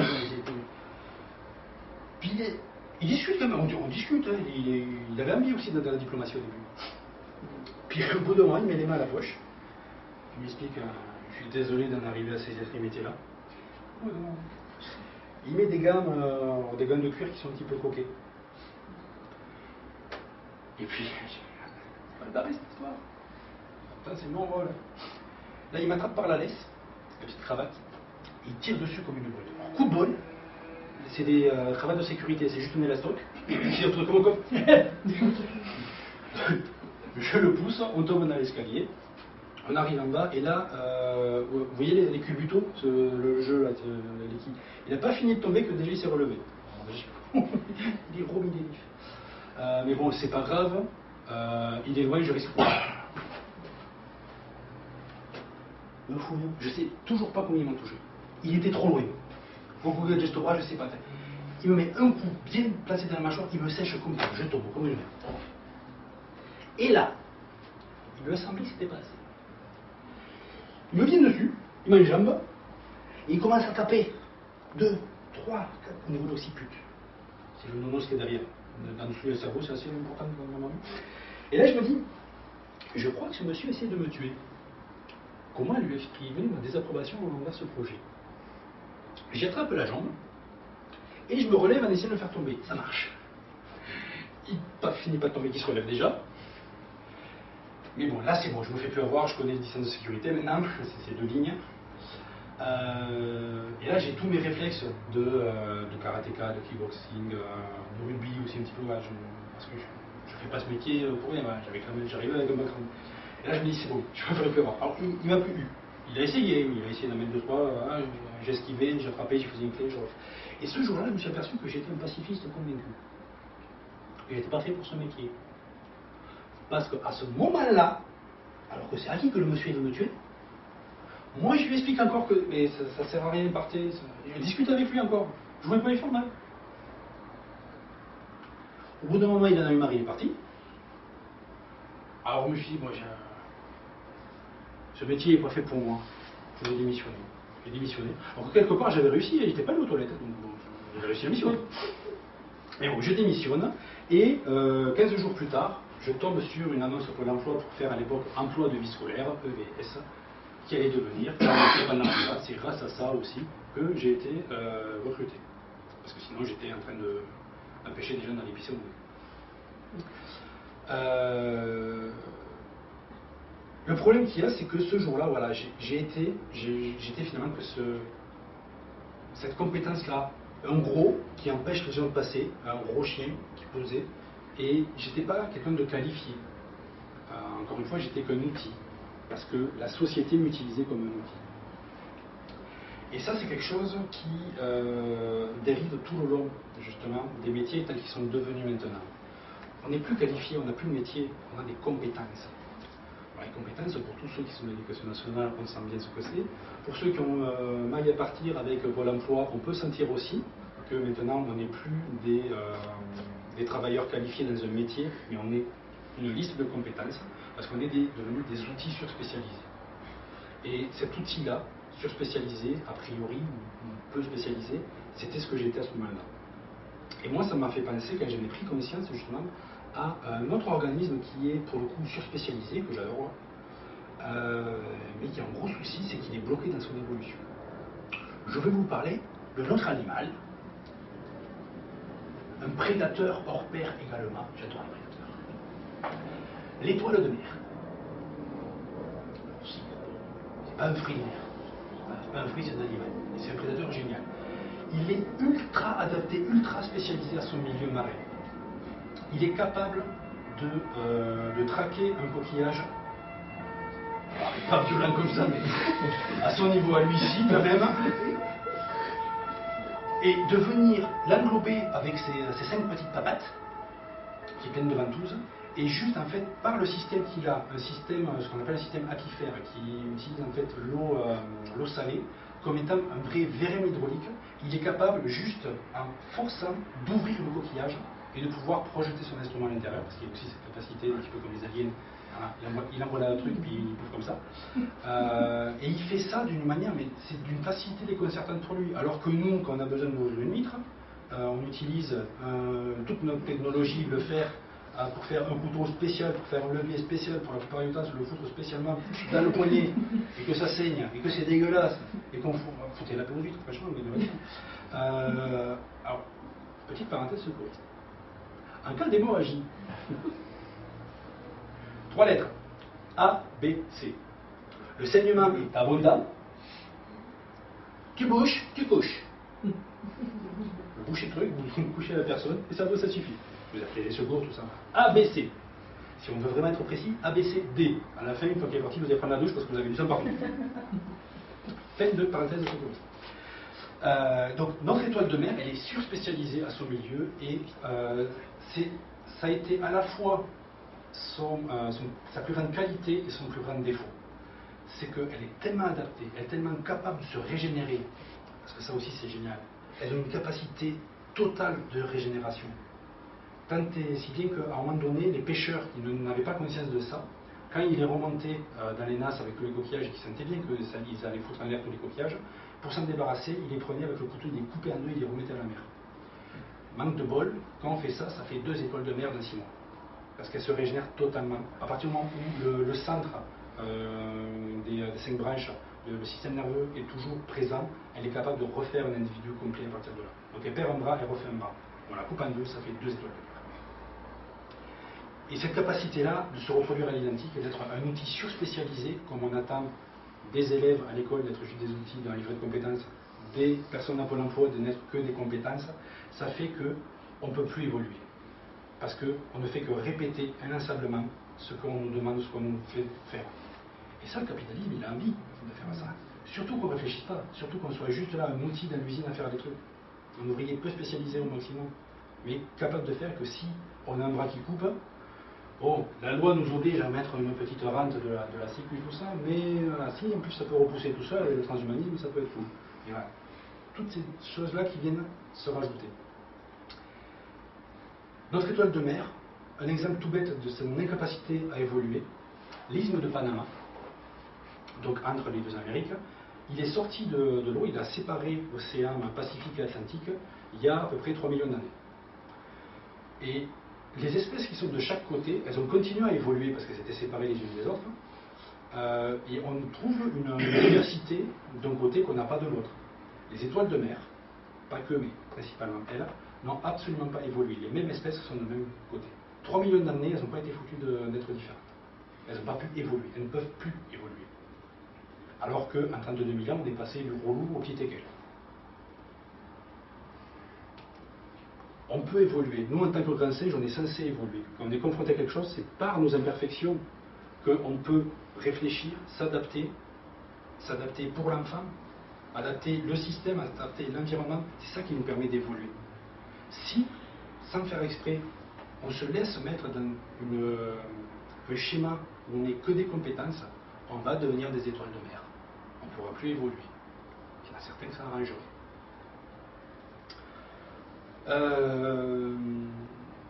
Surtout que, avec ça, il y a en plus une dévaluation qui se fait. L'inclusion scolaire, c'est très cool, parce que l'idée qu'il y a derrière, c'est de permettre à des enfants qui sont en situation de handicap, qui étaient peut-être jadis dans les institutions, ou qui auraient dû aller dans les institutions, de se retrouver à l'école parmi leurs pairs pour pouvoir évoluer avec eux. Sur le papier, c'est joli. Sauf qu'on attend d'eux que ça devienne aussi un livret de compétences à remplir à la fin. On attend que les personnes en situation de handicap deviennent juste des citoyens lambda, enfin, des ouvriers lambda, hein, des prolos qui consomment bêtement. Et ne plus être un coût pour la société. Ce coût-là, justement, dans les institutions, alors, encore une fois, le trouble sinistre se cache derrière des jolies résolutions de l'ONU. Le fait qu'il faut désinstitutionnaliser les personnes en situation de handicap, donc les sortir des instituts. C'est un petit peu la continuité du mouvement des aliénistes qu'il y a eu après-guerre dans les hôpitaux psychiatriques, que les fous, on ne doit pas les mettre dans une boîte en isolement, mais leur permettre de vivre dans leur milieu pour continuer à évoluer, pour continuer à être citoyens malgré leurs difficultés. Ben, le handicap au sens large, il y a cette notion-là aussi de désinstitutionnaliser. Ce n'est pas une mauvaise idée. Sauf que la question c'est qu'est-ce que ça permet. En institution, on a des EduxP qui sont formés, qui ont 3 ans de formation. Et ça a un coût. Je vous disais tout à l'heure que ça peut faire un mauvais procès au gouvernement actuel de dire qu'ils font des économies. Il faut quand même prendre conscience que être en institution, la place dans une institution d'un jeune, d'un enfant, d'un élève, on est aux alentours des 40 000 euros par an.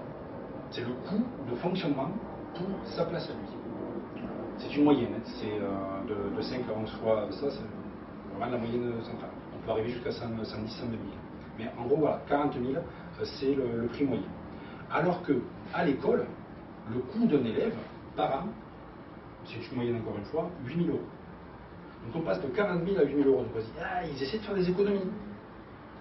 Et là où je dis que ça serait leur faire un mauvais procès, c'est parce qu'en fait, ils ne font pas d'économie quand ils font ça. Parce que les 40 000 qu'ils sont déjà en train de mettre, ils vont toujours y être. Donc sur le papier, l'argent, il est déjà mis. Mais il n'y a pas les places. Là où il y a quelque chose, c'est qu'effectivement, pour aller bien, si on les gardait en institution, ces enfants-là, il faudrait sortir les 40 000 en plus par an pour eux. Là, on les envoie donc pour 8 000 euros à l'école, et pour à peu près 8 000 de plus, on leur colle un AESH à côté. Parce qu'on ne coûte pas beaucoup plus cher.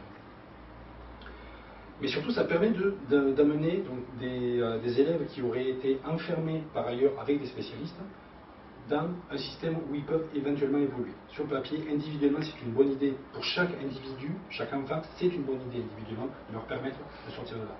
Collectivement, c'est une catastrophe. Parce que comme comment on dirige l'ensemble des élèves qui auraient dû être en institution, avec dans le lot certains qui devraient y être parce qu'ils ont des besoins spécifiques, en les mettant à l'école, on vient plomber l'école. Mais ça avait déjà commencé parce que les éducateurs spécialisés qui ont un coût, petit à petit, il y a eu un glissement de travail aussi. Et on les a peu à peu remplacés, pas tous, mais il y en a toujours qui font le chef, mais par des moniteurs éducateurs. Moniteurs éducateurs, c'est le même taf, les mêmes responsabilités, un an de formation en moins et du salaire en moins. Ça coûte moins cher. Donc de EduxP, on a un déclassement qui vient de plus en plus de moniteurs éducateurs. Puis quand on a pris les enfants et qu'on les met à l'école, là on a des AESH. On est encore moins cher que les moniteurs éducateurs, et encore moins formés. Et petit à petit, le glissement continue, puisque maintenant à l'école, les services civiques se retrouvent à souvent faire, alors que c'est interdit dans leur statut, des missions d'AESH. Donc on a ce déclassement-là.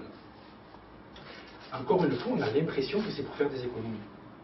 Mais j'insiste, le problème, il n'est pas là. Et c'est là que je viens justement pour expliquer le pourquoi du comment qui est présent là. C'est que, en faisant ça, le vrai objectif, c'est plomber l'école. C'est utiliser le handicap comme un cheval de Troie pour venir s'aborder l'éducation nationale publique pour que petit à petit elle se délite, pour en arriver à dire que la seule solution qui est possible individuellement pour les enfants, c'est de les priver, c'est de les mettre au privé. Aujourd'hui, et c'est très très dur à entendre, mais c'est le cas, on utilise le handicap pour abattre l'école. Et c'est problématique. Donc quand on prend conscience de ça, en plus du mépris qu'on se paye depuis quelque temps, ça vient peser lourd sur mes épaules. Le fait de constater que systématiquement il y a cette notion d'intérêt. Quel est l'intérêt d'eux? Et ça me fait penser, en fait, là pour le coup, c'est l'été dernier, l'été 2018, où j'ai été sur un chantier bénévole dans les Pyrénées par rapport à l'introduction de l'ours et la réintroduction de 2 femelles ours dans les Pyrénées au Béarn. Donc, en fait, j'ai participé à ce chantier bénévole pour informer, faire de la sensibilisation et information aux personnes qui allaient vivre avec l'ours sur place, pour un petit peu déconstruire les limites. Entre autres, le fait que notre petit ours, il lui en faut peu, très peu pour être heureux. Déjà, il faut savoir qu'à 80% de l'alimentation d'un ours, c'est du végétal. Il n'y a que 20% qui n'est pas végétal, parce qu'il y a aussi dedans les couvains, le miel, c'est pas que des charognes et tout ça, ou des brebis. Mais c'est vrai que ça fait peur. Ça fait peur, et il y a beaucoup de bergers, le pastoralisme, qui viennent dire que vous nous rajoutez un prédateur dans notre écosystème, quel est l'intérêt? Et cette notion d'intérêt, voilà, l'homme a toujours tendance à me dire quel est l'intérêt, quel est son intérêt à lui? Il a le droit de vivre là. Quel est l'intérêt du système, de l'écosystème, d'avoir un prédateur clé de voûte pour réguler l'ensemble de l'écosystème? Il y a en plus réellement un intérêt à ce qu'il y ait un ours. Mais quand un éleveur, un patron d'éleveur vous explique quel est l'intérêt A, c'est son intérêt à lui, économique, qu'il entend défendre. Donc une des choses qu'on a menées, c'est ça vous coûtera rien, et en plus on va faire en sorte qu'il n'y ait pas d'attaque. Parce que des attaques, elles sont toutes recensées. Petite blagounette. Il a été remarqué, quand on fait l'ensemble des attaques des 20 dernières années, qu'il y a un pic d'attaques systématiquement, qui met quasiment x2 le nombre d'attaques, les années des élections présidentielles. Je ne savais pas que c'était politisé à l'ours. Ils ont BFM là-haut, et puis viens, on va attaquer les brebis. Non. D'aucuns diront que certaines attaques sont attribuées à l'ours ces années-là, alors que c'est plutôt des chiens mérins, des vols, un dérochement à la con. Voilà, on a tendance à venir grossir les chiffres quand il faut aller faire pression sur le futur ministre de l'écologie. Donc, sachant ça, sachant les retours qu'on a, et puis surtout avec les éthologues, le comportement de l'ours qui est connu, un moyen qui a été mis en place, c'est de protéger les troupeaux avec des barrières électrifiées mobiles, ou tout bêtement avec un patou. Est-ce que vous connaissez tous le patou, le chien des Pyrénées, le gros berger? Alors ça, juste pour que vous devez connaître tous Belle et Sébastien. À la base, si je m'appelle Sébastien, c'est à cause de ça. Ma mère adorait Belle et Sébastien, la première série en noir et blanc. Et du coup, c'est grâce à ça, que je m'appelle Sébastien. Et donc ce patou, en fait, il a une particularité géniale, c'est que il est élevé au sein du troupeau, et lui, il se considère comme une brebis. Bon, une brebis de combat, une battleship. Mais pour lui, c'est ses frères, c'est ses sœurs. Dès sa naissance, il est élevé au sein du troupeau et il grandit avec. Alors, il y a juste un moment où on l'enlève, vers les 3 mois et demi, parce que comme tous les petits, il fait ses dents. Et si à ce moment-là, il grignote le mollet d'une brebis et qu'il a le goût du sang en bouche, il risque de pas tellement faire son rôle de protecteur une fois là-haut. C'est-à-dire que s'il a le ventre qui gargouille, il risque d'en bouffer une. C'est pas trop ce qu'on attend de lui. Donc à part ce moment-là où on le retire du troupeau, le temps qu'il fasse ses dents sur les meubles de la maison, après on le remet et il est avec ses frères et ses sœurs pour lui et il protège. Et il protège contre l'ours, contre les loups, contre les voleurs, parce qu'il y a énormément de vols aussi de brebis qui sont faits non pas par des animaux, mais par des gens qui veulent se faire un méchoui, ou l'éleveur d'à côté qui essaie de récupérer. Voilà. Mais aussi des randonneurs. Donc là, une des choses que je faisais moi sur ce chantier bénévole, c'est d'expliquer aux gens que quand vous arrivez, vous faites de la rando, vous entendez les gling-gling, et puis vous voyez que dans le troupeau, il y en a un qui a une tête un petit peu bizarre et qui, au lieu de faire gling-gling, fait wawa et qui vient vers vous, il est en train de protéger le troupeau, il va vous prendre pour une menace si vous continuez. Foutez-lui la paix, contournez d'un côté ou de l'autre le troupeau, et ça va très bien se passer. Par contre, si vous continuez à aller devant, il va vous bouffer. Et c'est ce qui arrive. Il y a énormément d'accidents parce que des randonneurs, oh le toutou, et il finit avec un jardin.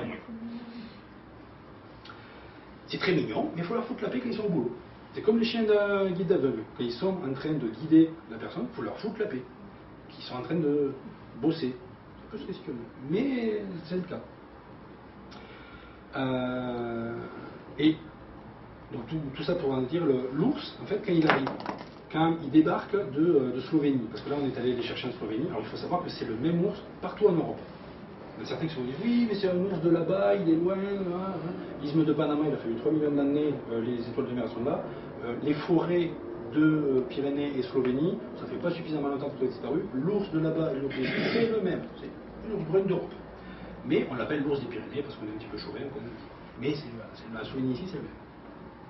Donc quand on l'amène ici, lui, c'est un petit peu comme vous. Vous arrivez dans une ville que vous ne connaissez pas.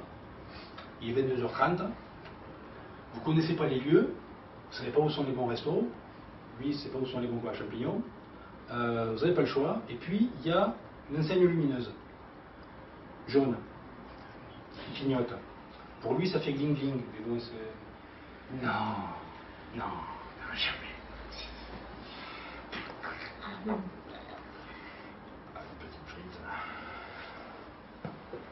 Vous n'avez pas le choix, vous vous dirigez vers lui. Mais lui, c'est pareil. Lui, il arrive sur un lieu qu'il ne connaît pas, il ne sait pas où sont les pommiers, il ne sait pas où sont les chênes qui vont perdre les grains, il ne sait pas où sont les bonnes fougères, il ne sait pas où sont les champignons. Et puis, il entend le gling-gling, le mat brebis qu'il appelle. Va falloir chasser, c'est nul. À la limite, une petite charogne à récupérer ça. Bon. Il y va.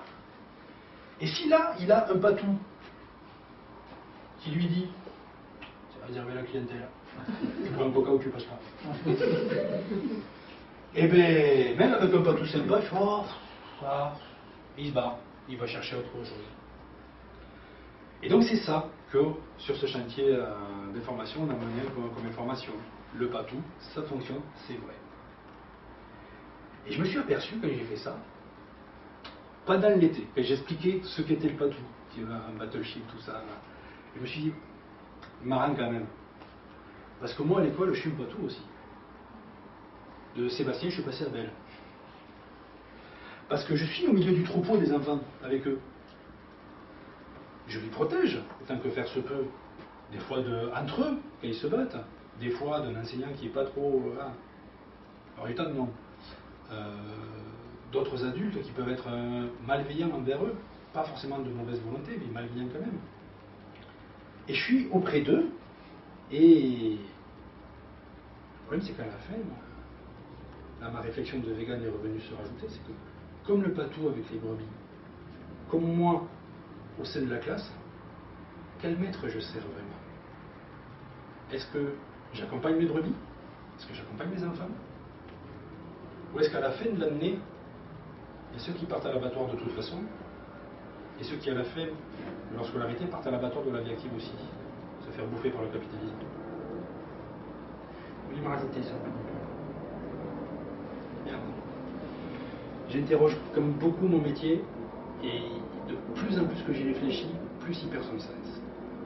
Je l'aide pas lui, je l'accompagne pas lui. Collectivement, il y a un problème. Individuellement, je l'accompagne, je l'aide. Mais ce que je permets là, déjà, je ne sers pas l'enfant que j'accompagne. Mais en plus, je permets, comme je vous ai dit avant, à ce que l'inclusion vienne abattre l'école en la surchargeant les classes, en foutant le feu, clairement, sur le terrain, et en poussant certains à l'irréparable. Donc tout ça, c'est venu vraiment me bouffer petit à petit. Et ça, on était mi-février 2019. Et ça faisait un petit moment que je sentais que j'allais pas bien. Comme je vous l'ai dit, je suis secouriste. J'ai une formation de sociopsy. Donc j'étais capable de voir que j'allais pas bien, que les symptômes que j'étais en train de présenter, insomnie, un cynisme à toute épreuve. Je me suis même posé la question si je vais pas me faire un steak à ce moment-là. Pour un vegan, c'est quand même un petit peu. Je remets beaucoup de choses en cause. Une agressivité complètement débile. Un cas tout bête. Je vais dans ma cuisine, j'ouvre le frigo, et là, ce con, il m'attaque au genou. Et j'ouvre la portière, et là, c'est monté, mais tout de suite. Alors, là, j'ai pas laissé réfléchir, tout de suite. Pouah, direct dans la mâchoire, il y a le frigo qui avait le frigidaire qui a fait ça. Depuis, il baisse les yeux quand j'ai la cuisine, il sait qui c'est l'alpha maintenant. Je me dis, il était con quand même. Et donc, dans ce climat-là, je suis avec mes élèves, avec mon petit Dominique de cette année. Donc c'est le 19 février 2019. 19 02 2019. Ça n'a rien, c'est joli, je vous donne ça.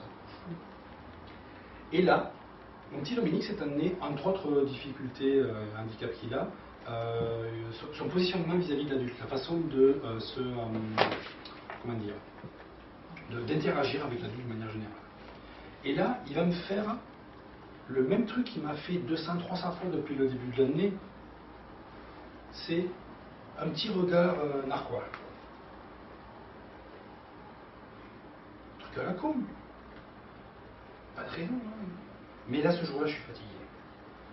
Là, moi, je sens en plus, c'est la fin de la journée. Je regarde là la pendule, il est 40, et encore 20 minutes et tu rentres. Je sens que je suis crevé, mais 3 jours. Dans 3 jours, c'est les congés. 3 jours, je peux me reposer. Je sens, ça me tire dans le dos, voilà, j'ai des orgies, j'en ai plein les yeux, je sens que le métier me pèse. Et puis là, il fait ce regard à la con, il a, comme le frigo. Pour ceux qui connaissent le Cujo de Stephen King, le petit toutou qui a la rage, j'ai la rage. Là, le gamin, j'ai qu'une envie, c'est lui prendre la tête et l'éclater contre le clavier. Ça gicle dans tous les sens. Ces images-là, je sens que j'ai besoin de faire ça. Il faut que je le bute, là. Il faut que je le bute, il faut que je le bouffe. Je me contrôle. Je sors de la salle. Il est dans le couloir.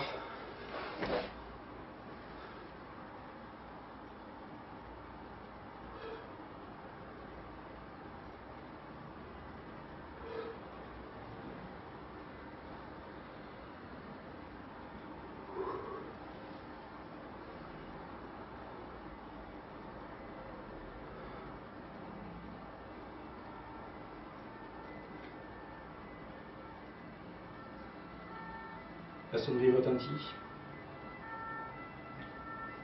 Je sais que dans quelques instants, il va y avoir 30 élèves qui vont sortir de la salle. Ils ne peuvent pas me voir comme ça.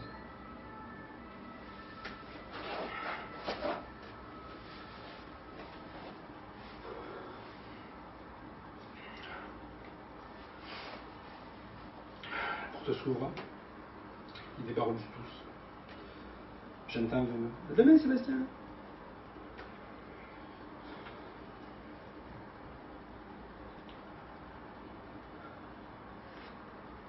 Je vais sur le parking.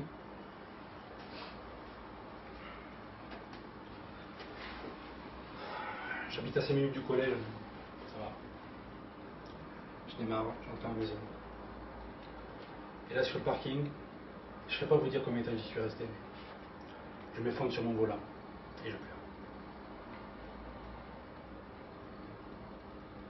Aucune idée de combien de temps j'y suis resté.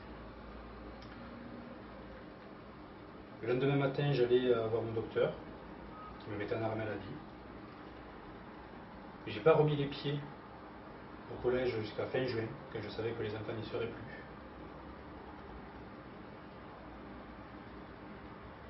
Et je me suis dit que je ne pouvais plus faire ce métier.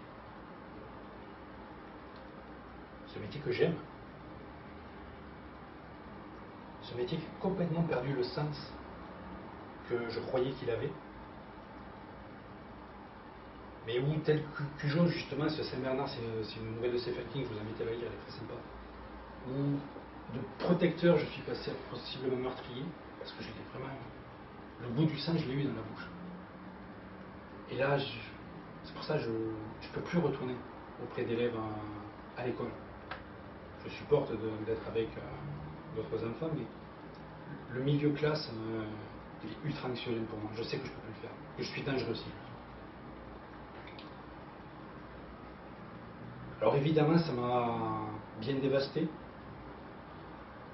mais heureusement, j'ai été accompagné par des amis qui, à ce moment-là où j'étais vraiment au plus bas, ont su m'épauler, par les camarades du syndicat aussi, qui m'ont, on peut dire, qui m'ont sauvé, par ma femme, qui a su me montrer qu'il y avait une sortie possible.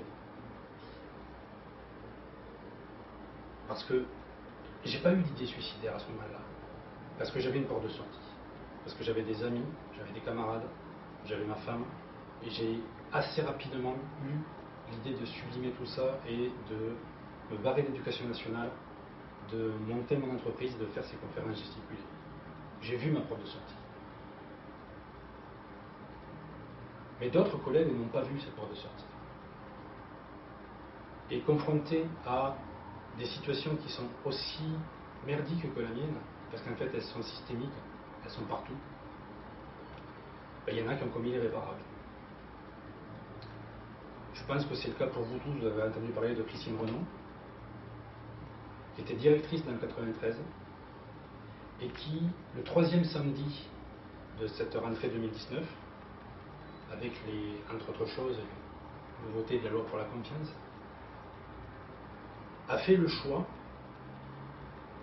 de retourner à son établissement le samedi, faire une quinzaine de lettres qu'elle a adressées à l'ensemble de ses collègues directeurs directrices du lieu,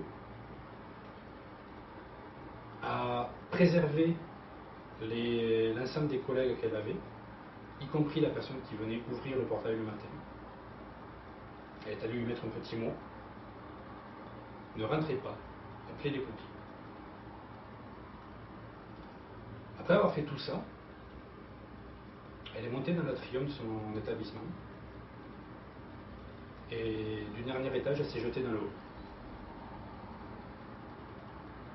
Après avoir accusé très distinctement le système néo-management de l'école tel qu'il est devenu aujourd'hui, avoir désigné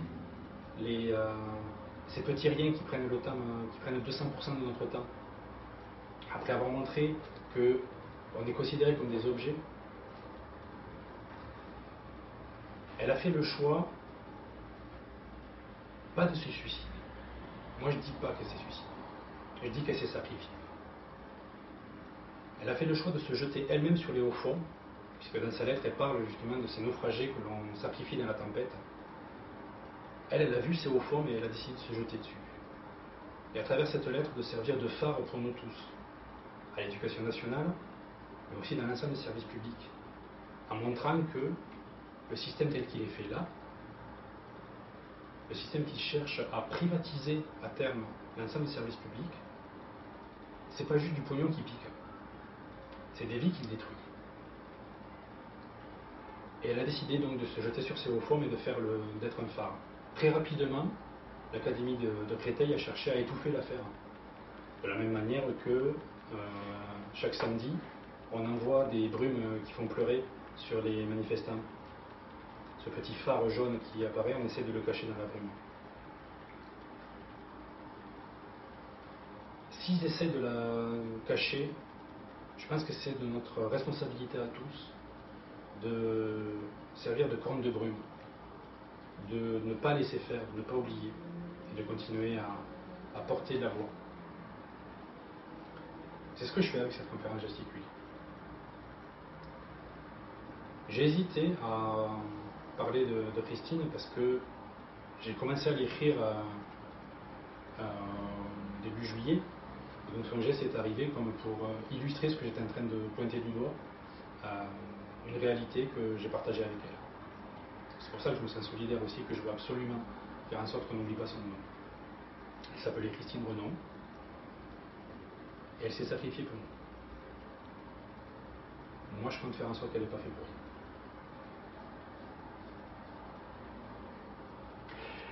J'ai pas bien l'ambiance, hein.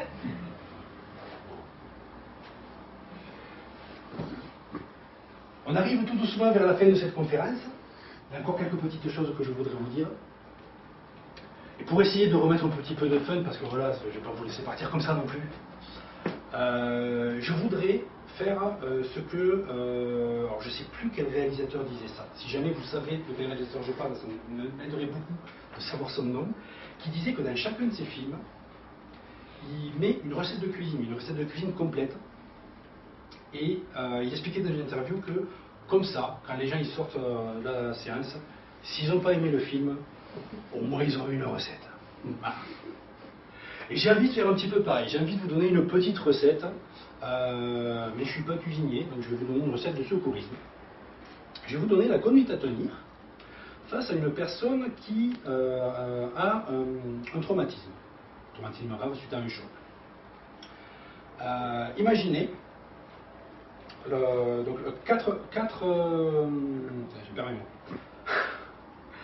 quatre éléments qui nous font dire que le traumatisme est grave. La personne a une impotence. Impotence, c'est l'incapacité à utiliser le membre. On s'est cassé la gueule, on a très très mal au bras, il ne bouge plus, on ne peut plus l'utiliser. C'est une impotence, c'est un critère de gravité. On a mal, la douleur peut nous faire dire voilà, ah, j'ai mal. Peut-être quelque chose de cassé. Un gonflement. Donc imaginez, voilà, on s'est fait une entorse, on a le genou qui a gonflé comme ça, c'est pas normal, il y a un critère de gravité, un traumatisme. Ou une déformation. Une déformation, c'est très simple. Là, ça bouge, c'est normal. Là, ça bouge, c'est normal. Si tout d'un coup, il y a un genou qui apparaît là, c'est pas normal. C'est une déformation. Donc, s'il y a un de ces critères-là qui est présent, vous êtes face à une personne qui a donc subi un traumatisme assez important et qu'il va falloir passer l'alerte pour que les secours viennent chercher, comme mon petit chat au début, il va falloir assurer une immobilisation.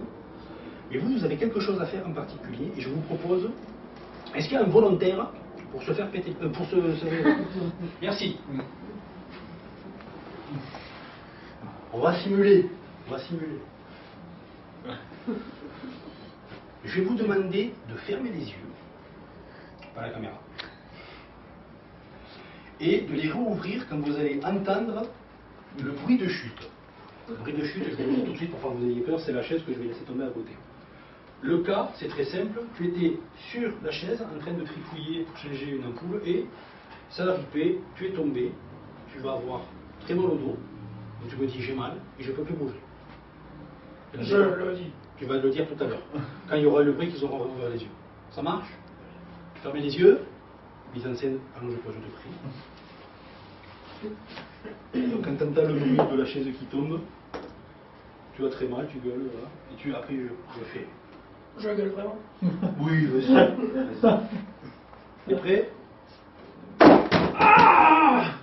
Dis-moi, qu'est-ce qui t'arrive? J'ai mal. Je sens pas mon dos, mais je peux plus bouger. T'inquiète pas, je suis là. Attention, regardez bien le geste, c'est très très compliqué. Ne bouge pas! Merci. Merci à toi. Ah. Bonjour.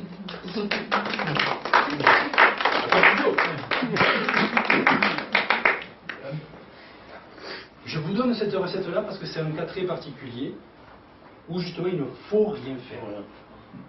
Dans ce cas-là précis, face à un traumatisme, si on fait quelque chose, si on a une déformation, si on vient bouger la personne, même de très bonne volonté, on risque d'aggraver la situation. C'est le seul cas en secourisme où il faut rien faire. Il y a des choses à faire, dire de ne pas bouger et appeler les secours. Tous les autres cas, et je vous invite à passer une formation en premier secours, parce que même une journée, c'est assez simple et ça ne coûte pas très cher, ça permet de savoir sauver des vies juste avec nos petites mimines. tous les autres cas, quand bien même vous ne les connaîtriez pas, les gestes, il faut faire quelque chose. Vous constatez qu'une personne est visiblement en arrêt cardiaque, vous ne savez pas faire le massage crânien, mais vous l'avez vu vite fait à la télé, vous ne savez pas le faire, vous essayez un truc, c'est pas grave. Même le plus imparfait possible, ça sera mieux d'essayer de faire quelque chose. Et ça, c'est vrai pour tous les gestes de secourisme. Dans le doute, ne rien faire, c'est ce qu'il ne faut pas faire. C'est mieux de savoir exactement quoi faire. Mais ça, c'est un petit peu la conclusion que j'aimerais amener, c'est ça, c'est si vous êtes témoin de quelque chose qui est en train de se casser la gueule, comme par exemple notre système, qu'il va y avoir une situation d'accident, que si on ne fait rien, la situation va s'aggraver. Eh bien, faisons quelque chose. J'ai pas de recette toute faite. Comme en tant qu'AESH, on n'a pas besoin de dire l'enfant il a ça, tu fais ça. Il n'y a pas de recette toute faite. Si les recettes on les connaissait, ça fait 50 ans, 200 ans que les révolutions se refaites et que le système on l'aurait déjà changé. On constate que c'est le bordel, que c'est en train de se casser la gueule. Ne rien faire, c'est le laisser se casser la gueule. Agir, réfléchir, essayer ensemble de créer un collectif pour réfléchir à qu'est-ce qu'on pourrait faire. Rejoindre les syndicats qui sont habitués déjà à réfléchir un petit peu là-dessus. Pareil, la solution, ils n'ont pas, mais peut-être que les personnes qui viendront apporter aussi un coup de main permettront de construire. Et c'est par ce collectif-là qu'on arrivera à, peut-être pas résoudre, mais en tout cas essayer d'empêcher ce qui se passe. C'est la conclusion de ma conférence.